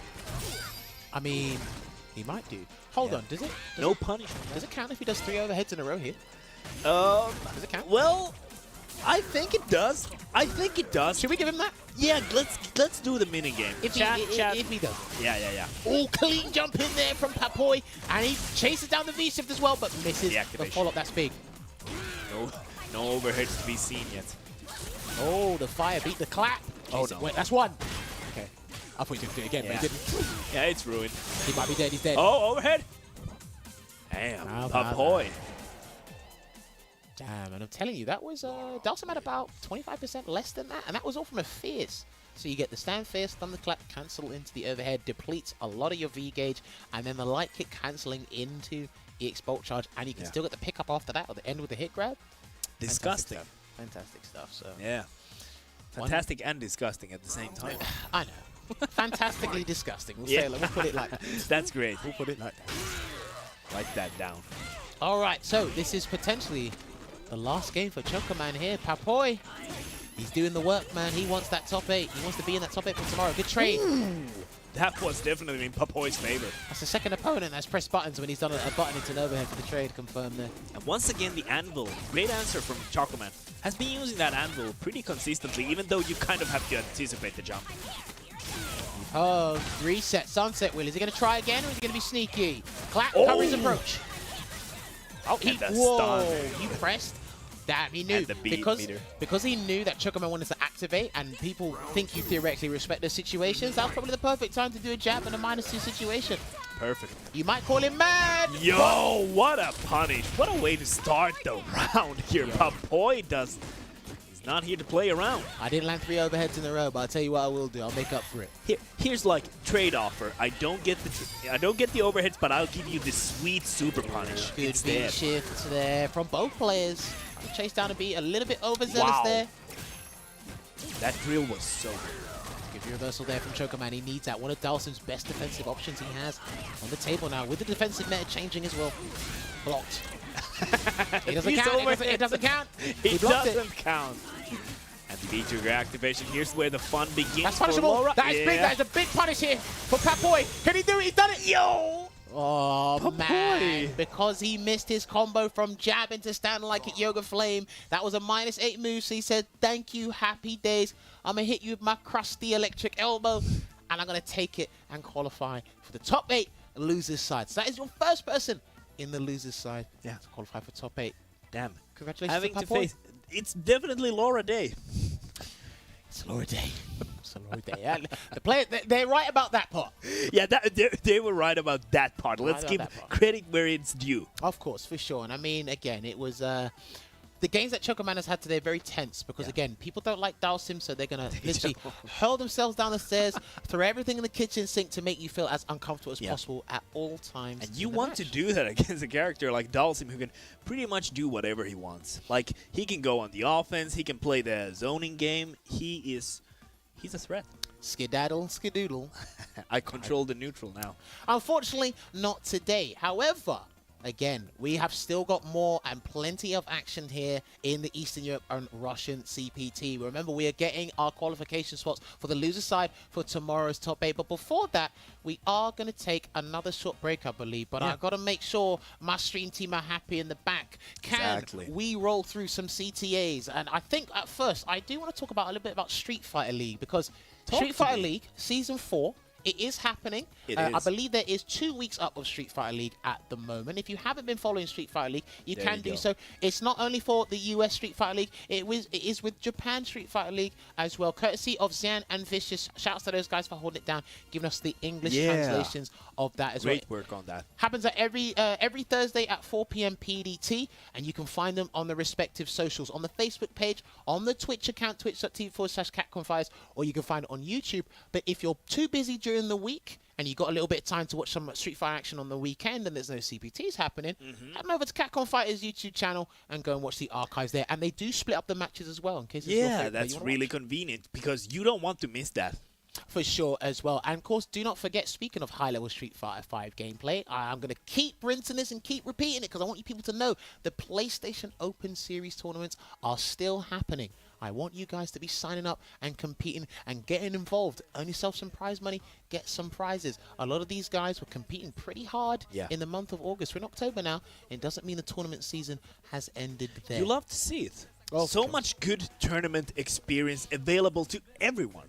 Oh yeah, of course, for sure. We gotta love that stuff. So make sure you get involved with this. If you're on PlayStation 4 or even just playing Street Fighter in general, make sure you get involved in general. And of course, we cannot forget our lovely new partnership with the Breast Cancer Research Foundation. These guys, you might have seen it on the official Street Fighter account. 2 costumes are available to purchase for Chun-Li and Ryu. When you do buy those costumes, all the money does go towards the Research Foundation because, again, every $50 that is made or donated, that will fund 1 hour of research. The BCRF have been putting in work, and you're going to see a lot of your favorite content creators doing a charity stream this week to make sure we spread more awareness and donate more money to the cause. As you can see on your screens right now, there are 2 ways that you can give money or donate money, and there is a link link below to find out more information regarding that. So big thank you to the Breast Cancer Research Foundation as well. And last but not least, I like a theme song.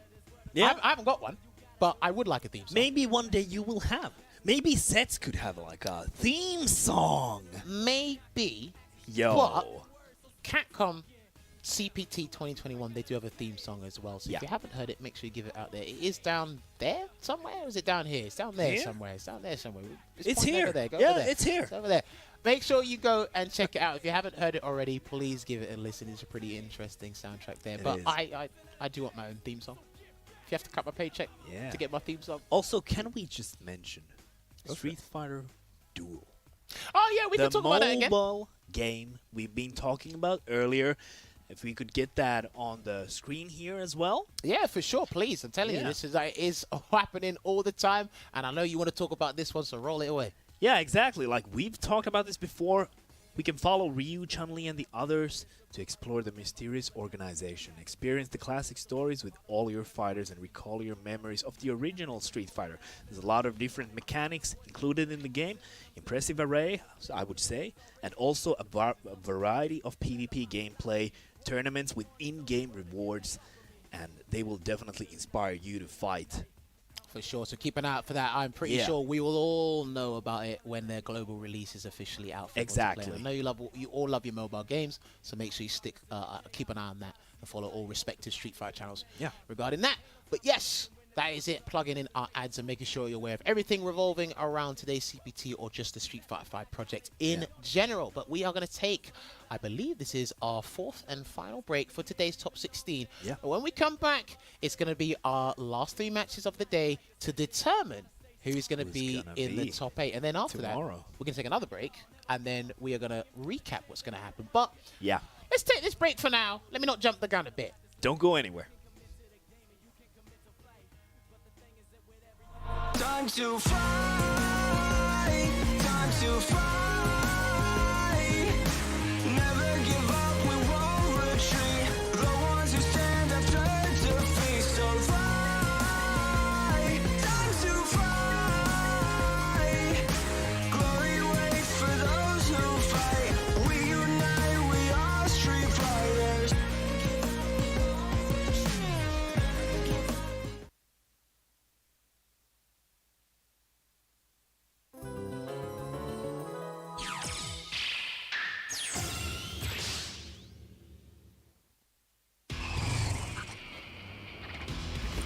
If I go too far, please forgive me.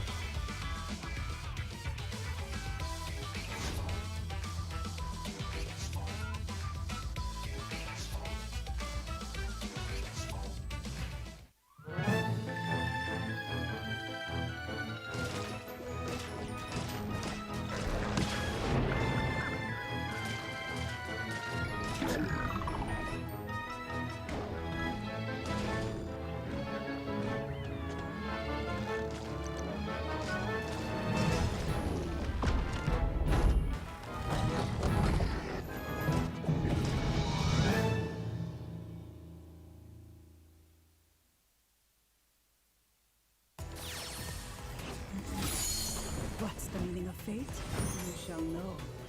Was that a shot? Sword fire!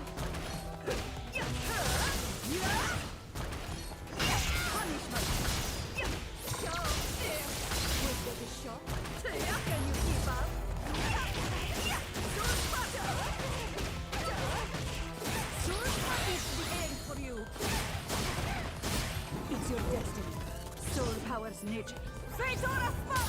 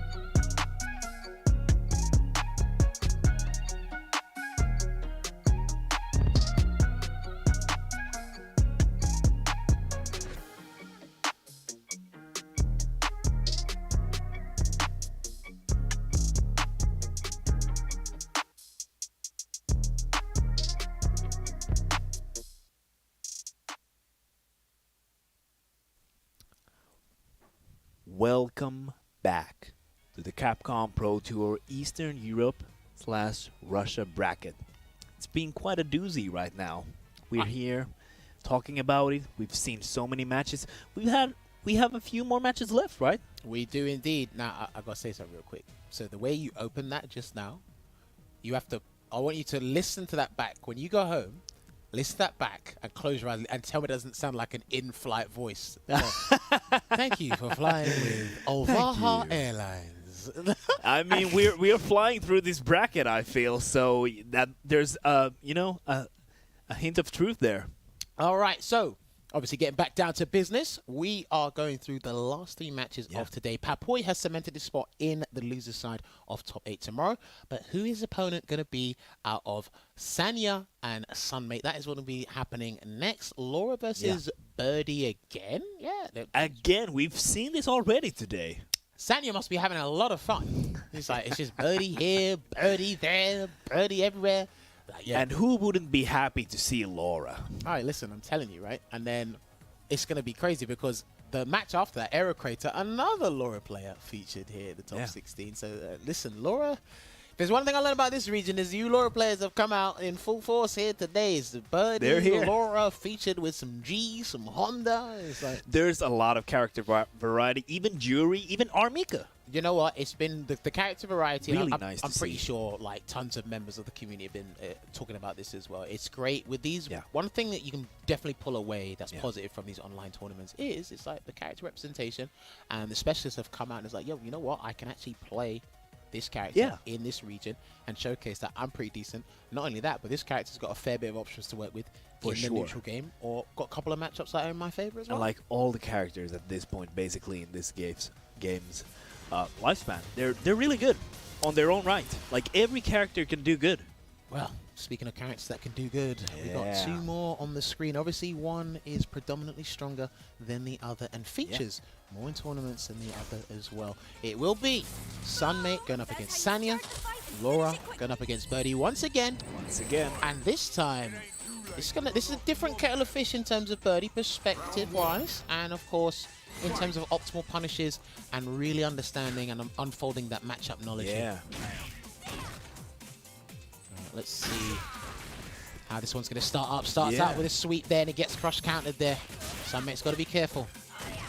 I know he said he's been a bit inactive, he's a bit rusty, but he's got to be careful, man, because Laura, she likes eating rusty players for breakfast. Yeah, but what does kind of stand true here is that Sunmate has that tournament experience. He's used to these situations where you're kind of stressed up, amped up, and you gotta perform where it matters. Okay, the banana peel's there. Good V-shift. Interesting. I think he V-shifted to try and get the slowdown from the banana that was so active. But it disappeared right as he woke up. It's a sunset wheel. Nice free reversal. Whoa. Oh, sorry. Nice dodge. Yeah. I was just gonna say, nice bait. Didn't get anything out of it, unfortunately, but gets to keep the corner position, which is the most important thing here for Ubisoft. Good choice there from Sunmate, really trying to catch the opponent off guard because he wants to cage him in there, waiting for a jump, but they're back at the neutral right now. There's a banana peel. Yeah. I would have done raw activate from V-Trigger by now, but he doesn't want to do it. Yeah, he doesn't want to do it. Oh, there you go. By the Bull Revenger once again. I'm liking these two surprise Bull Revengers. Trust me, he was doing that from the early days that we knew about him back in 2016. Yeah. Commentating his matches in an online tournament. Yeah, I feel like Sunmate has a lot of experience against Laura. Like, first of all, there's a lot of good Lauras in his region, but also Dr. Gulag has played a lot against Sunmate. Okay. Dolphin dive, walks out of there, which is the command grab, and he couldn't really capitalize off that. I probably would have gone for a hit grab. Yeah. And got the Oki from there, but he's really showing all his opponents that he's willing to just go for reset. So I think people have kind of, his opponents are really focusing on his reset opportunities now. And did you notice that that was actually punishable because he mistimed the bullhorn with the can? He actually did them simultaneously. He should have kind of, you know, tried to separate them from each other. And the clack could jump out. Oh, he gets anti-hit regardless. And the throw bait from your boy Sanya. He's waking up here, Baha. Feels good, man. Right, looking strong. And again, somebody's got to be careful as I say that. Go for it, please. That's fake. That was fake. That's -4 after the death. Speaking of careful, look at this. Sunmate is going in. I think he can tell that there's a lack of experience on Sanya's end because after Bull Revenge, if you dash, he's like -3 or -4, and he didn't check that dash either. And that elbow was punishable, and Sunmate did so accordingly. What a great jump in and gets the stun. And that's going to be game 1 for Sunmate. Killing head command grab to close it out. They're dying with full resources. Please, come on. You can't go somewhere with all that money in the bank and you ain't gonna spend it. Come Laughing on. all the way to the bank. Unfortunate there. He showed signs of life. Shows good promise. I think he's kind of walked into this matchup with the same philosophy he had against Bowler Paul earlier. Yeah. It's like, you can't do that. Yeah. I get it's the same character. You can test the waters a little bit, saying how much you know. can. Yeah. Because you can play a character in so many different ways. It depends on the player. Yeah, you can definitely test the waters with like the rudimentary aspect of things, the basics, but then after that, you really got to figure out what Sunmate is doing as a player. Oh, great bullhorn. That thunderclap was way too slow. Come on, you can do fierce into bolt charge. I'm sure you can do that, but he's going for the reset opportunity. Sunmate has been very active at using that EX Bull Revenger. Has definitely noticed that it keeps working. So why not do it again? Oh, he tried an overhead, but the whiff punish there from Sunmate. Gets a regular grab. This might be the game. He delayed wake up. Good tech. Yeah. And look at this, the crouching jab pressure in the corner. It's pretty impressive. Hold on, is he going to walk up and try and get sneaky throw there? He's just going to close it out with a light crush counter. And gets to switch the sides. It doesn't matter. Hold on. Bullhead. Was that a V-reversal? His V-reversals all punches. I imagine if Sunmate did a half circle forward or punches, it might have come out like that. I don't think he necessarily wanted to do his bullhead. It worked out. I'm thinking that might have been an accidental V-reversal. Yeah, that's a great observation. Maybe. Yeah, it's possible. Maybe. Oh, hopefully that doesn't deter Sanya here, but gets a jab buffer into bullhead again. Puts out the can. He's worried about that can. And now he did it right. He made it safe. He made the bullhorn safe, but that's not a safe bullhorn, my friend.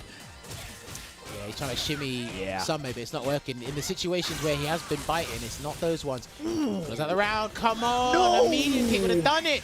Oh, and my there God. you go. Oh, no. Oh, Vaha, you commentate. I can't commentate anymore. Okay, we see the can rolling, activating the B trigger. Sunmate here. Okay, he's gonna possibly make the comeback. No, he misses the Bull Revenger. Yo, I was so scared. I literally closed my eyes and looked away from the screen. I said, I can't do this anymore. I noticed, man. I was like, I was scared too. Hey, excellent V-shift though. Excellent V-shift there from Sanya. Hopefully he can make this one a piece. Yeah. I think he's trying to reset too hard. Okay, but great anti-air once again from Sunmate. Gets the mix-up in that situation as well. Oh, a double? Why not make it a triple? Good V-shift and the back throw here from Sunmate. And there's a meaty bullhead stun. Look at the stun. Oh, but the armor saves Nubisoft. Well done. Good V-reversal. Do you know what? Sunmate's defensive choices have been superb. Yeah. They have been so impressive. Speaking of defense, the insurance banana on the floor disappears though. He can just wait right now. Put the banana out. He can just wait. He wants to go forward. Knowing Sunmate, he wants to go forward, but he can wait. Exactly. Monkey Check. No, he's missed another command grab, and the reset worked finally. Summit wasn't checking it, and it's going to be a V-shift. Oh, but that was really weird because the time stop in the V-shift actually made it so Numasoft didn't get anything out of the activation even though it was at the same time. Well, Sunmate takes that one. It was getting closer and closer to that one-apiece game to potentially play that final game, but Sunmate knew. He said, no, you know what, I'm going to squash that, nip that in the bud immediately. I'm going to qualify for the top 8. Clean 2-0 against Sanya. Commiserations to Sanya. It was good seeing you play. Yeah. Probably there's the one thing I have to nitpick, because just being an analyst just does this all the time. Yeah. Whenever Birdie knocks you down, and he wants to throw out the can or the banana, get in a range where you can just do EX Bolt Charge. It covers the vast majority of the screen. It will armor through the V skill, and you'll get your knockdown. Because it's kind of a hard knockdown, you can get up on the spot or delay rise, right? Laura is one of those privileged characters who has a really good answer to that gameplay of Birdie, so that's a good call. That's one thing as well. I think a little bit here and there, once he gains a little bit more experience, because again, he got a couple of successful shimmies. He did. And then other times where he said, oh wait, you're trying to tech, and it's like, let me try it here, and it's like, right, because there's shimming your opponent, and then there's paying attention to where they're trying to bite, and it's only in the corner that Sunmate took the bait. Tried.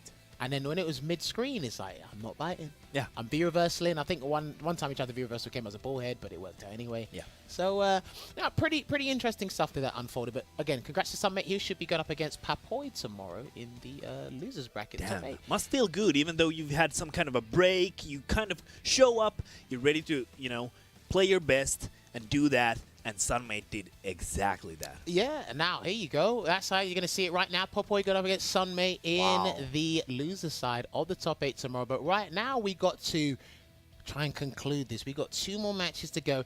Aero Crater going up against Nightmare Rookie. Now Nightmare Rookie took out his Russian compadre 2-0 in a matchup that his boy said, I'm going to win this one.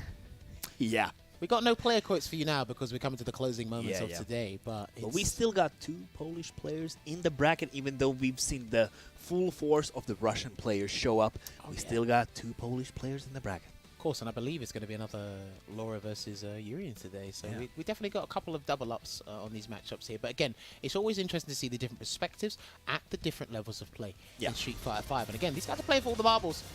They're playing for a reason. We're commentating for a reason. Yeah, Let's get at it. This is their show. This is their show floor today. Yeah, Nightmare Rookie versus Aero Crater. All right. So let me think. Aero Crater didn't really have the best performance he could have had in the winner's side. This is a great way to redeem yourself. Got to be very careful as well, because Urian can still use a headbutt to avoid throws in a couple of situations. Obviously, it's weaker in terms of the airborne frames it had before.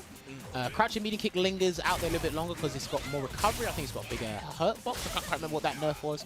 Yeah. And when he does EX chariot tackle on block, he's closer now. Yeah. So that's a mind game in itself when you do that. So take that how you will. Right. You love to see the Capcom Pro Tour stage as well on display here. Right, there you go, using that crawl kick as well. I love that as a footsie, but it's very hard to deal with. So good. And it's good with Gil as well. I mean, they're brothers for a reason.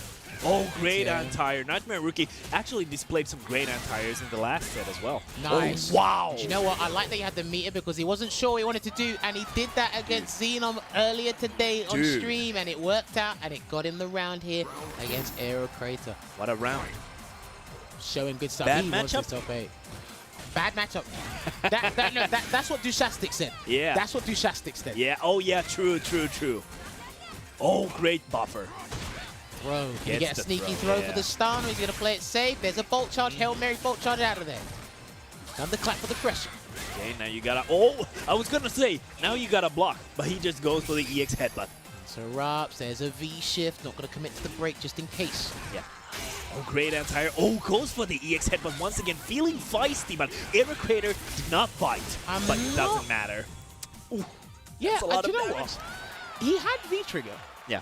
He got the crush counter, charged the clap, get the follow-up. I thought he was going to do target combo to activate into something, but maybe he was improvising for a quick cry setup or a I don't know. Setup. It's hard to speculate at this point. It didn't work out, and that's the most important gig.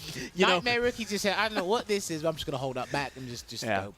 The most important thing to take away from that, it did not work. Didn't work out. Now remember, this is the penultimate match of today's stream, and again, this is going to be determining one of our last 2 players. Wow. In that loser side top 8, but good start to Aerocrator. He's had amazing starts in all his games. Yeah.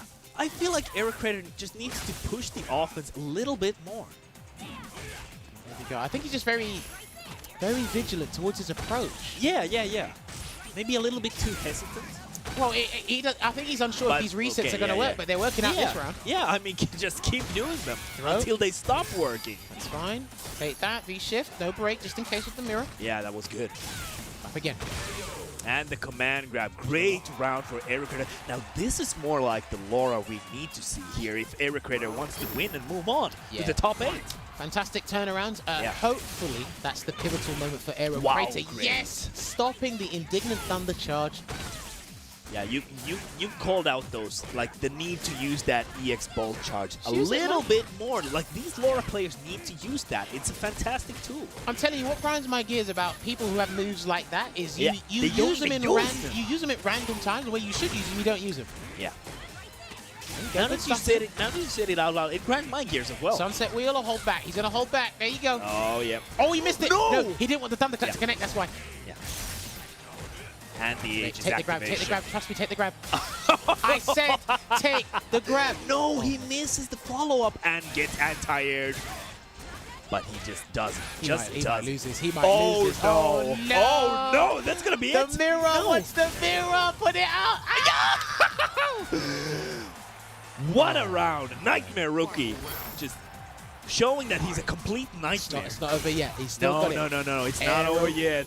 Wait. Aerocrator, please do not sell me a dream. You've been playing so well this game. Yeah. We still got to pulse Dr. Jammers. God. Thunderclap again. Applying that pressure. Ooh. Nightmare can get a bit too antsy. He's got no meter to work with. Take advantage of that. Look at this mirror. Take the grab. Ooh, he misses the throw and still gets a mix-up. I can't believe this character. The audacity of this character. Wait, don't block. Oh, wow. No. You said block? I was worried about a headbutt. Oh, that's why I said block. Because listen, if he okay. Oh, you thought of it like that? I was like, who's gonna block? that's how you know how hungry he is for the game. Yeah. That's why I'm a commentator, not a player. If a headbutt came out there, obviously read the room a little bit. He's just like, right, he's not going to do it. I need this. I want to make this one apiece. I can do that. I need this. If a headbutt came out there, stand hard punch for the knockdown of the Oki, and the mirror would have been put on top of you, and then you would have probably had a disastrous round like you did before. Exactly. That's what I was worried. Yeah. It's one game apiece, man. Aerocrator might be going to the top 8. Nightmare Rookie, man, needs to turn this around real quick. What a jump in. Look at the damage, the red on the bar. If you check on the 0 on block, crouching beating punch there from Yuri. The plus frames on the EX. Chase him down, keeps him in the corner, goes for that frame kill with a forward hard punch. There it is. He tried to shimmy, but he held up. Yeah, man held up for his dear life. He's getting too antsy now. Yeah. Oh dear. Throw. What's he gonna do? Throw. Tech. Good tech. Don't. Oh no. Oh, he jumped again. He's getting too nervous. He knew he could have won the game early. He's getting too nervous. Aerocrator on the last legs here still has a fighting chance. Will he make it out? Or will it be Nightmare Rookie? Good check on the V-skill dash there. Oh, wow. What a knee drop. Damn, he really wants in. Aerocrator really wants in right now. He's feeling the pressure. I think Nightmare Rookie's feeling it as well, but he's starting to just hold down back and really assess what's going on a little bit more. Yeah, I feel like he is at a great position where he doesn't need to risk himself. He can just kind of read the room, like you said. You did that? He did pro kick at the headbutt? Don't think I didn't see that. Sunset wheel. Can he get momentum from here? We don't let those pass by. +3 on block. Oh, good block. Wow. That was late, so that might have been like a -4 then instead of -7. He has to block this mirror. You have to block. You have to block. No, he took the throw instead. Oh, what an answer. No. What? He tried to tech, I believe. But that's the thing. It was guess for game. Yeah. He was at a range where if he got thrown, he probably would have thrown into the mirror. That's what makes Urien such an insanely powerful character. Here's what's crazy for me. Unlucky to Aerocrator there because he was really showing some fight and showing that promise to really come back in the set. For me, regarding that scenario, when Urien activates V-Trigger on block, and you're sandwiched between him and the mirror, if you've got an abundance of health to work with, take the grab. Because what's he going to do? He's going to bounce off, and he's probably going to do the crouching light kick, air reset, and then get the meaty headbutt. It's only a couple of situations where you can get the crouch follow-up, right? Or the CA follow-up. Yeah. In a situation like that where it's guess for game, that's where I cannot help you anymore. I can't help you. Sorry, there's no cure. Because, right, if he threw him, he would have gone into the mirror. And because he said, oh, he might throw me, he's like, delay headbutt. And it's like, right. And there's enough hit stun because it's a counter hit to then get that pick up there as well. So that was essentially guess for the game. That was guess for your life. It was. And, you know, that's what makes those mix-up situations so dire. But you know what? Well played to Nightmare Rookie. Because, again, I was unfamiliar with his actual name, but his handle, I have seen it before, and he's found his place, cemented his way into the top 8. He's on a roll. Fantastic stuff here. But we are going to be moving over to our final match of today. So thank you very much to everyone that is in the stream viewing this. I hope you guys have been enjoying the ride just as much as me and Alfaha. Yeah, we've certainly done that. But we are going to be seeing Edgar Barons going up against Mirkin. So I'm thinking this is going to be Mika versus G. Interesting. Yeah. Again, two characters that you seldom see nowadays. But this is going to be a very flamboyant and a volatile way to close out today's stream. That's a good way to put it. Of course. The president of the world, probably the most flamboyant character in the roster, at least personality-wise. I can see that. We'll have to see that as well. I mean, like, you know, you got a little bit of Dan with the showboat. We didn't see no Dan today. True. We haven't seen a Dan. But, I mean, Mika versus G, that used to be heavily lopsided in terms of Mika, in terms of getting the ball rolling before. But now, with obviously V-Shift, the kind of character specialist changes to G with the level 3 presidentiality changes, a couple of nerfs to Mika's overall game plan. There's one or two moves that you can punish. So if he does a spin kick on block in level 1, level 2, EX Peach can punish it. Yeah. If either character jumps, it's pretty easy. Anti-air, crouch, immediate punch, crouch fist. But you got to be very careful with your button choices. And you would know. You have played Mika for an extensive amount of time. And I've tried to play G, but sometimes I just can't bring myself to it. But it's... I don't know why, but I'm just going to let it roll. Hey, listen, I think Edgar Barons has got to be very careful with his timings of EX Peach because he threw out a lot of random ones against Jerry earlier in the stream today, and if someone's ready... Speaking of the up forward as well.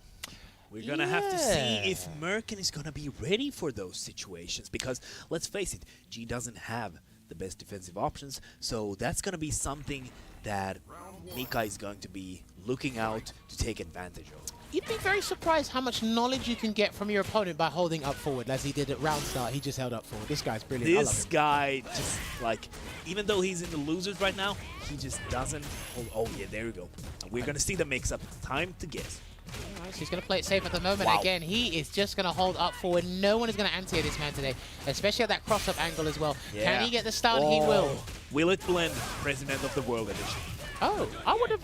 Oh, I kind of disagree with that. I kind of disagree with that. Me too, because I thought he was... Oh, and speaking of mix-ups...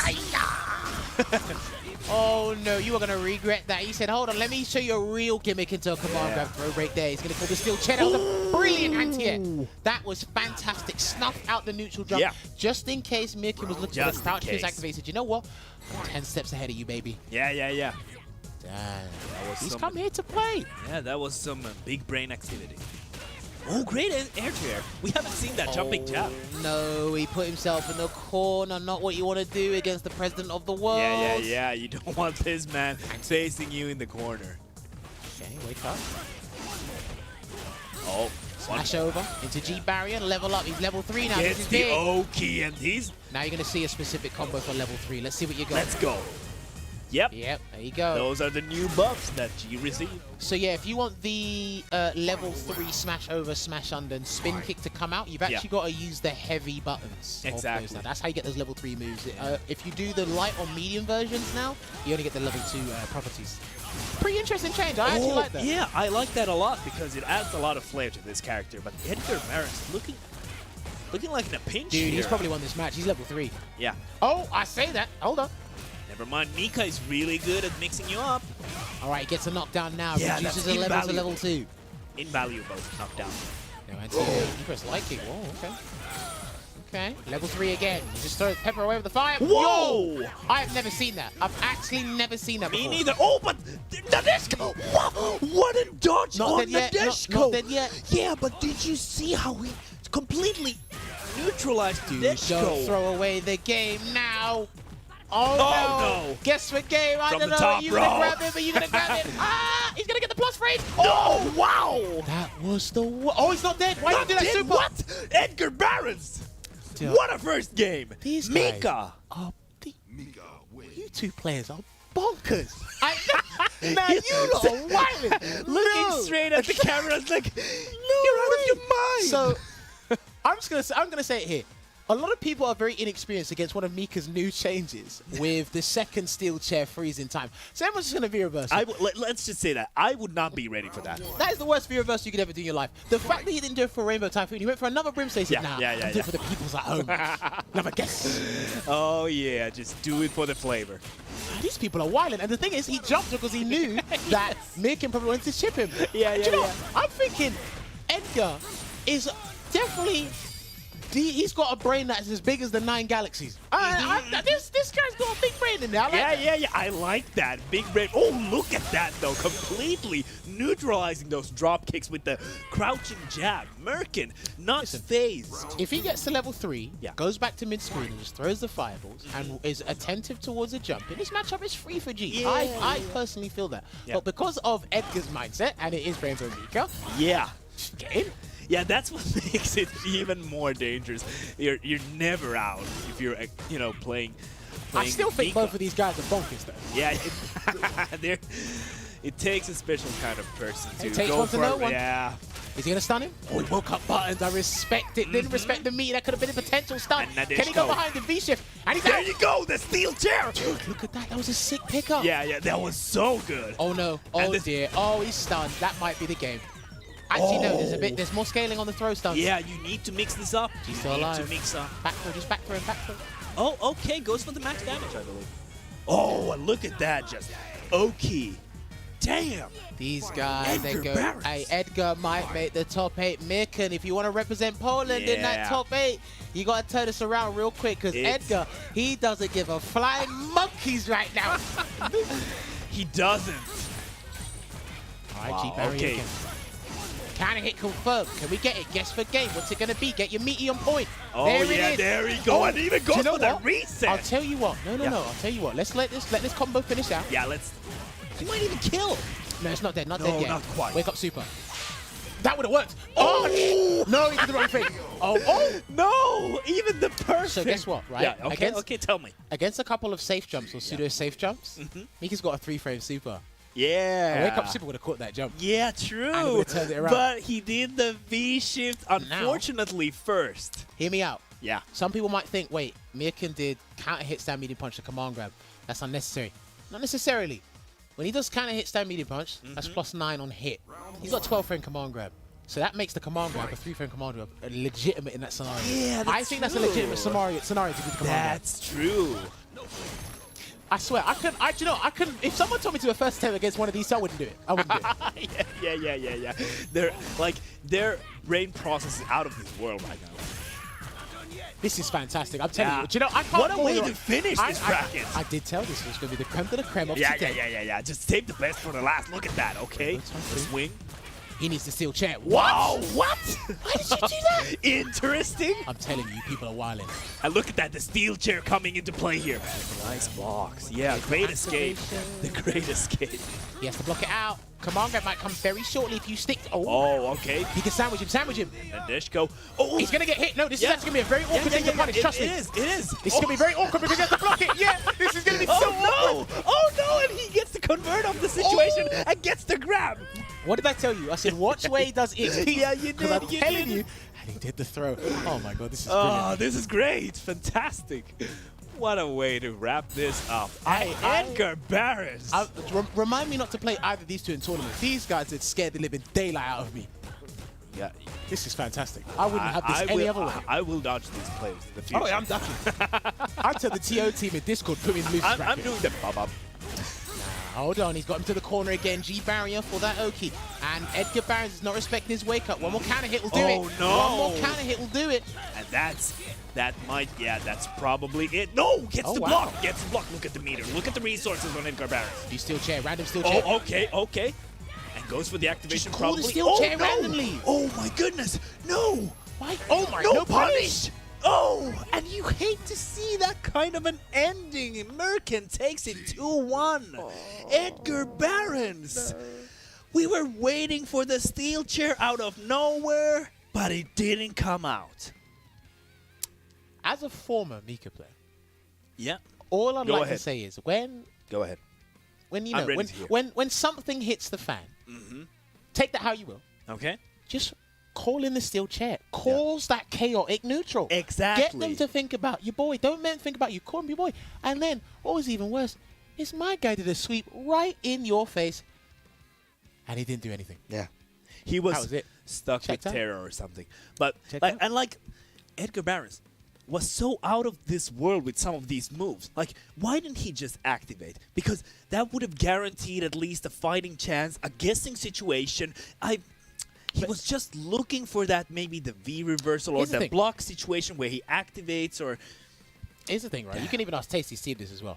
I'm a huge fan of raw V-trigger activations, but I understand you get a lot more out of moves that connect. Yeah, and people are always You saw him crouch fist, sweep, he did everything. It didn't work, and I was like, dude, just call the chair. Call the chair. Force and it. you have 2 charges. It's not like even you're gonna lose after the first activation. You got still the second charge there. But do you know what? Regardless of what happens, you know what? I love the way Edgar Barons came with that absolute confidence, playing close but no cigar. Couldn't make it to the top 8, but we will have our sole Polish representative in the top there, with the top 8 there with Mirkin. Looking at that good stuff here. So yes, we're going to pull up the bracket now. We're going to talk about this after the break. But this is how, if you just joined us, I hate to be the bearer of bad news, but the stream is over. Unfortunate. Now, this is how today's Losers Top 16 has transpired. Great matches throughout the day. Papoy beating Chocoman for that top 8 spot, and Sunmate beating Sanya, who actually had to fight 2 birdies to get to that point, on losing to Sunmate there. So it will be Papoy versus Sunmate in the top 8 tomorrow, which we'll discuss that in a little bit. And of course, that great way to close out today, Mirkin versus Edgar Barons 2-1, as well as another very good set in Nightmare Rookie going up against Aero Crater. I think was fantastic. For the Russians, good day at the office. Yeah, for sure. And of course, fighting tooth and nail, the Polish community did get someone in the top 8. Yes, also a great day for them because they have a representative for the top 8 tomorrow. Oh, yes, for sure. But yeah, do you know what? That concludes our matches for today. Yeah. So, do you know what? Thank you very much for sticking along for the ride. And yeah, I was definitely jumping out of my seat and raising an eyebrow at 1 or 2 occasions as to what was going on. But again, when you're in the hot seat, it's different than for me and you. It's easier to call out the mistakes or the things you could have done from here, from our point of view, or from your point of view at home, enjoying this whole top 16 right now. Yeah, for sure. But as I said, to reiterate, that concludes the matches for today, and we are going to take another short break. But on the other side, we're going to recap the top 16 a little bit and then go over and preview the top 8 as well. But before I do that, gotta keep my peoples in the back happy, baby. Like I said, there's tournaments happening each and every day around the clock. You can see and check out the Open Series for the PlayStation 4 tournaments. They pulled up the graphics. I love it. PlayStation tournaments are happening all the time, every time. Get involved if you're still in that competitive spirit. Earn yourself a little bit of money. Get involved with some of the prizes as well. I heard some people get some decent prizes as well. So it's going to be some fantastic stuff. But also shout outs to Sony for even providing this opportunity for the players, right? But yeah, head on over to compete.playstation.com to learn more. Of course, as well. And like I said, everybody's favorite mobile game, baby. Trust me, we play rock, paper, scissors in the back saying who's going to read this one out. And unfortunately, I lost, so I'm going to read this one out as well. Do not forget, Street Fighter Duel. It is available in China, and there will be a global release happening soon. They're going to still be announcing the date in months to come. It could be weeks. I think it's months, but we still have to wait regardless. But you can follow all the iconic characters, as well as experience all those classic stories with all your favorite Street Fighter characters and recall great memories. Again, there's an impressive array of fighting elements and innovative ways to apply all those combos that you see in the game and have just And the engage and enjoy a new battle And experience overall. And the artwork is just beautiful. Of course, I might need to find out who this guy is and get them to absolutely draw love me a that. poison or draw me a Yo. rose.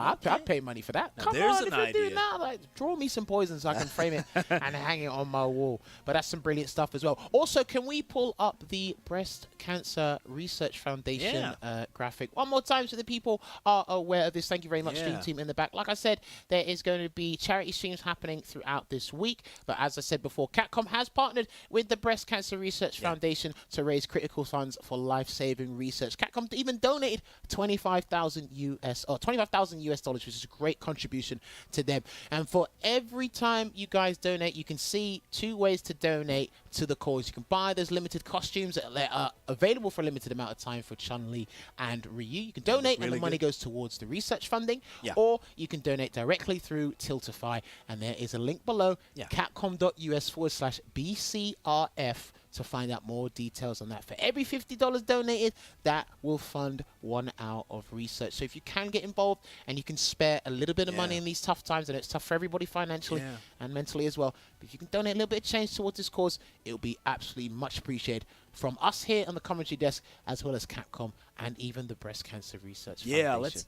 Let's improve outcomes and save lives for those impacted by this. For sure. And of course, that'll be it for now. But like I said, tomorrow. Well, that's tomorrow. We're going to talk about tomorrow on the other side of this break. One last esports break. So if you want to hear me and Ovaha babble about tomorrow, kind of hypothetical situations and hypothesize certain things that happen tomorrow, please stick around. And we'll see you a bit on the other side of this break. Don't go anywhere.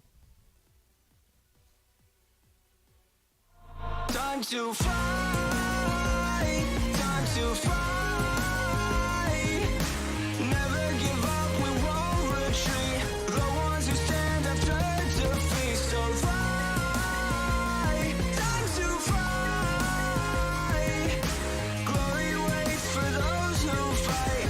We unite, we are street fighters.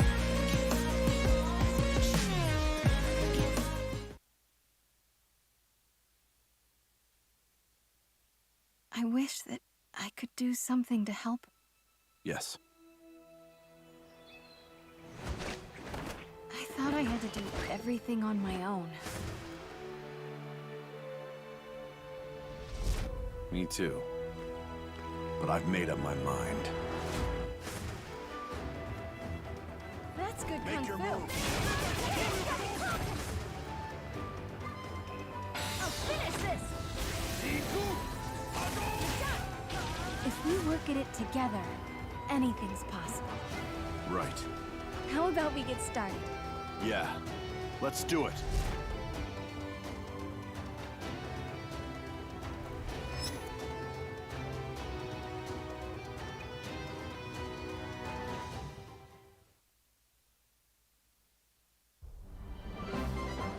Welcome to the centre of the world. Great Britain's mighty capital, London. This country is incredible. I will become a lawyer. I have to. So then, let us unravel this mystery and discover what events led to this curious murder. Who are you? Herlock shows. You must have heard of me. We must solve this case, Naruhodo-san. Let us engage in the art of deduction, Mr. Naruhodo. Well, what have we here?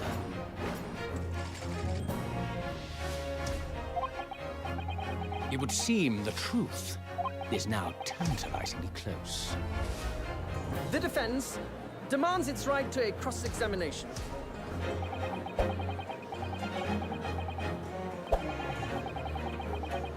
Objection! Your testimony completely contradicts the facts. Objection! My lord, with all due respect, this is an outrage!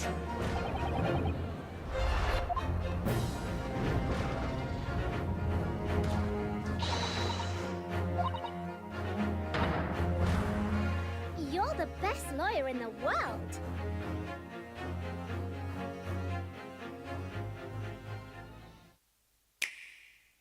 Let's go!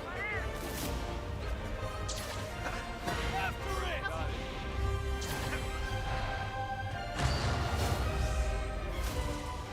my strength. Have a taste of this. Don't take this personal. I'll show no mercy. This is for my fellow hunters.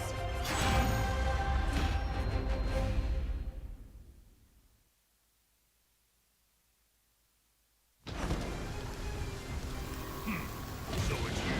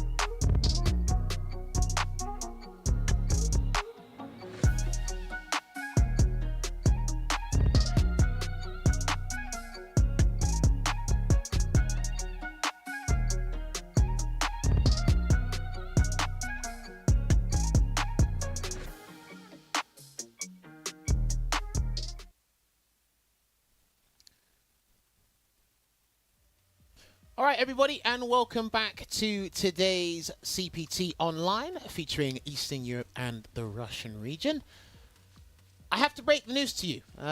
We just got an announcement, word just in, that if you just joined us, there's no more games today. Oh. I know everyone likes games coming on Capcom Fighters, but unfortunately, we like talk shows. We like talking points. We like to build narratives. Here's the narrative for you. The games are finished. Now, what we are going to do is kind of recap and go over what happened today. Do you know what? It was fantastic. It was fantastic to see the representation of characters and people from different countries. Russia, predominantly. Poland as well. One player from Greece. So we had a lot of good representation here. And a variety of game styles as well. For sure. And it was a bit shaky for some of the guys. I know it was probably their first time featuring on Capcom Fighters, or let alone That's top 16. a lot of stress. It is. And it comes at you on like a locomotive, like a big train. Yeah. And it just hits you in the face. So suddenly and so hard. So it's like you forget your combos, you forget your resets. You know, it can be a bit panicky. You drop crucial situations.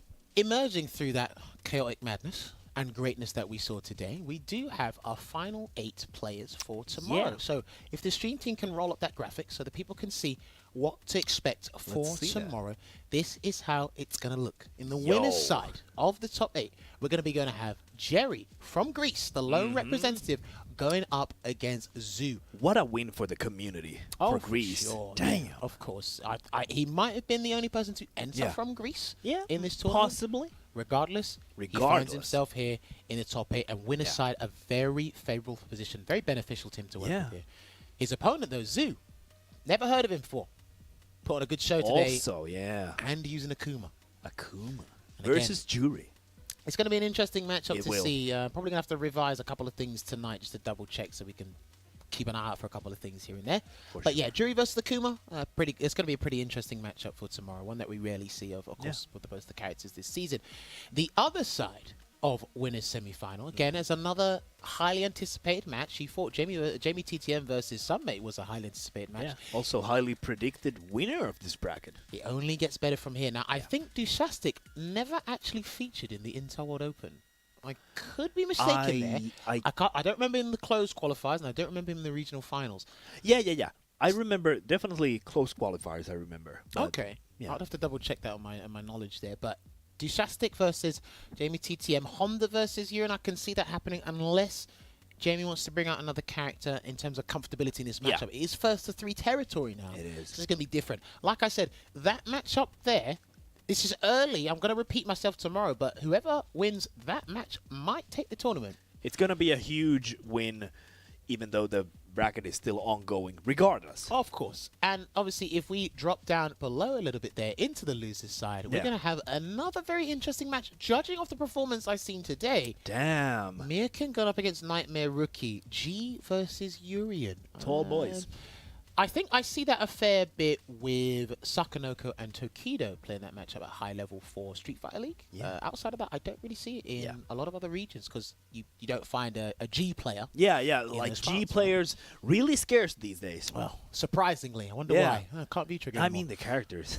Well, anyway, and then obviously the last match of tomorrow's round 1 of the top 8 is going to be another all-Russian affair. Sunmik gone up against Papoy. Now, again, Russian players are going to be going home, whether you like it or not. It's going to be unfortunate, but again, this is a great representation. They are littered all over this top 8 bracket, and they are coming to represent full force. 6 out of 8. That's a strong showing. Not bad. Not bad. I've got to say, I can't really call that one. Laura versus Birdie. He said he's been inactive and he's a little bit rusty. He's got 24 hours to fix up. Kind of watch over how Papoy played today, and also remember some knowledge. But also have to take into account that Sunmate has plenty of matchup experience against Laura. It's a whole different thing how Papoy plays, compared to the other Russian Laura players, and like, for example, Dr. Gulag from Finland, who they play plenty against. So that's going to be something that we're definitely going to see tomorrow. Yes, for sure. But that is what your top 8 is looking like. Like I said, only one person can qualify for the Capcom Cup Finals from this region. This is their one and only chance. However, 4 people get compensated for playing. Yeah. They do get a little bit of money. $5,000 prize pool. It's split between the top 4. So again, you play for your top 4 spots first, and then obviously winner takes all and is rewarded handsomely with a Capcom Cup spot. Yeah. Can't wait to see that. That is something we will definitely wait to see tomorrow. But yeah, very much big thank you. So much appreciated by the PlayStation tournaments for even funding the prize pool there, enjoying the partnership with Capcom as well to provide the players with some money to play in online tournaments. Because again, we want to keep active, make sure this game is still being alive and well. Exactly. And, you love to see it. It's pretty interesting stuff. So, I mean, overall, how are you thinking about that bracket? You got any favorites for tomorrow? Well, I have to lean into Jamie winning it, but we will have to see that because the lone representative of Greece, some other really considerate choices there. It's hard to say because it might go any way because like we saw today, these people can be wild when they want to. Listen, there are definitely 2 spanners in the works for Jerry from Greece, Mirkin from Poland. Yeah. But if you ask me, a Russian's going to win it. It's not like there's 6 of them. There's a strong guess. Hey, listen, I'm only following the trend today. Everyone says something, it goes completely off it. So if I say Russian's going to win it, they might not actually win it. But we'll see how that happens. There's 2 choices for other winners as well. Hey, Poland and Greece. Anyway, it's been great to see the representation from this top 16. But again, these guys, you got to bring your A game and your S rank game as well, right? Because again, that Warlord rank. This is the business end of the weekend. You only had 1 game to play from the winner's side. You had 2 to play if you were in the loser's side. But now, listen, everyone's playing. There's longer sets, more time to adapt.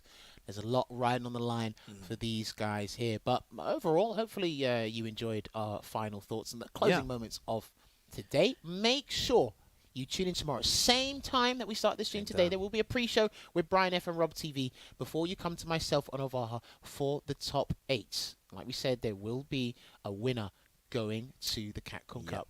Twitch.tv/Capcom Fighters.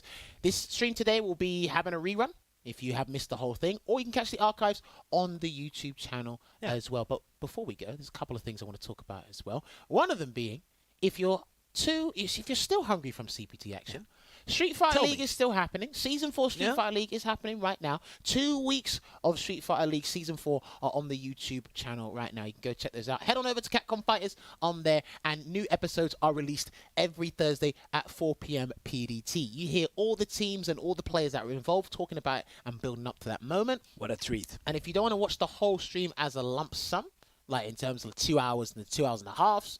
There will be cutting up the matches that happen on the day. You can watch your favorite player and watch a specific match here and there. It's great action that's happening, especially happening in the latter part of 2021. Exactly. Tons of great action there.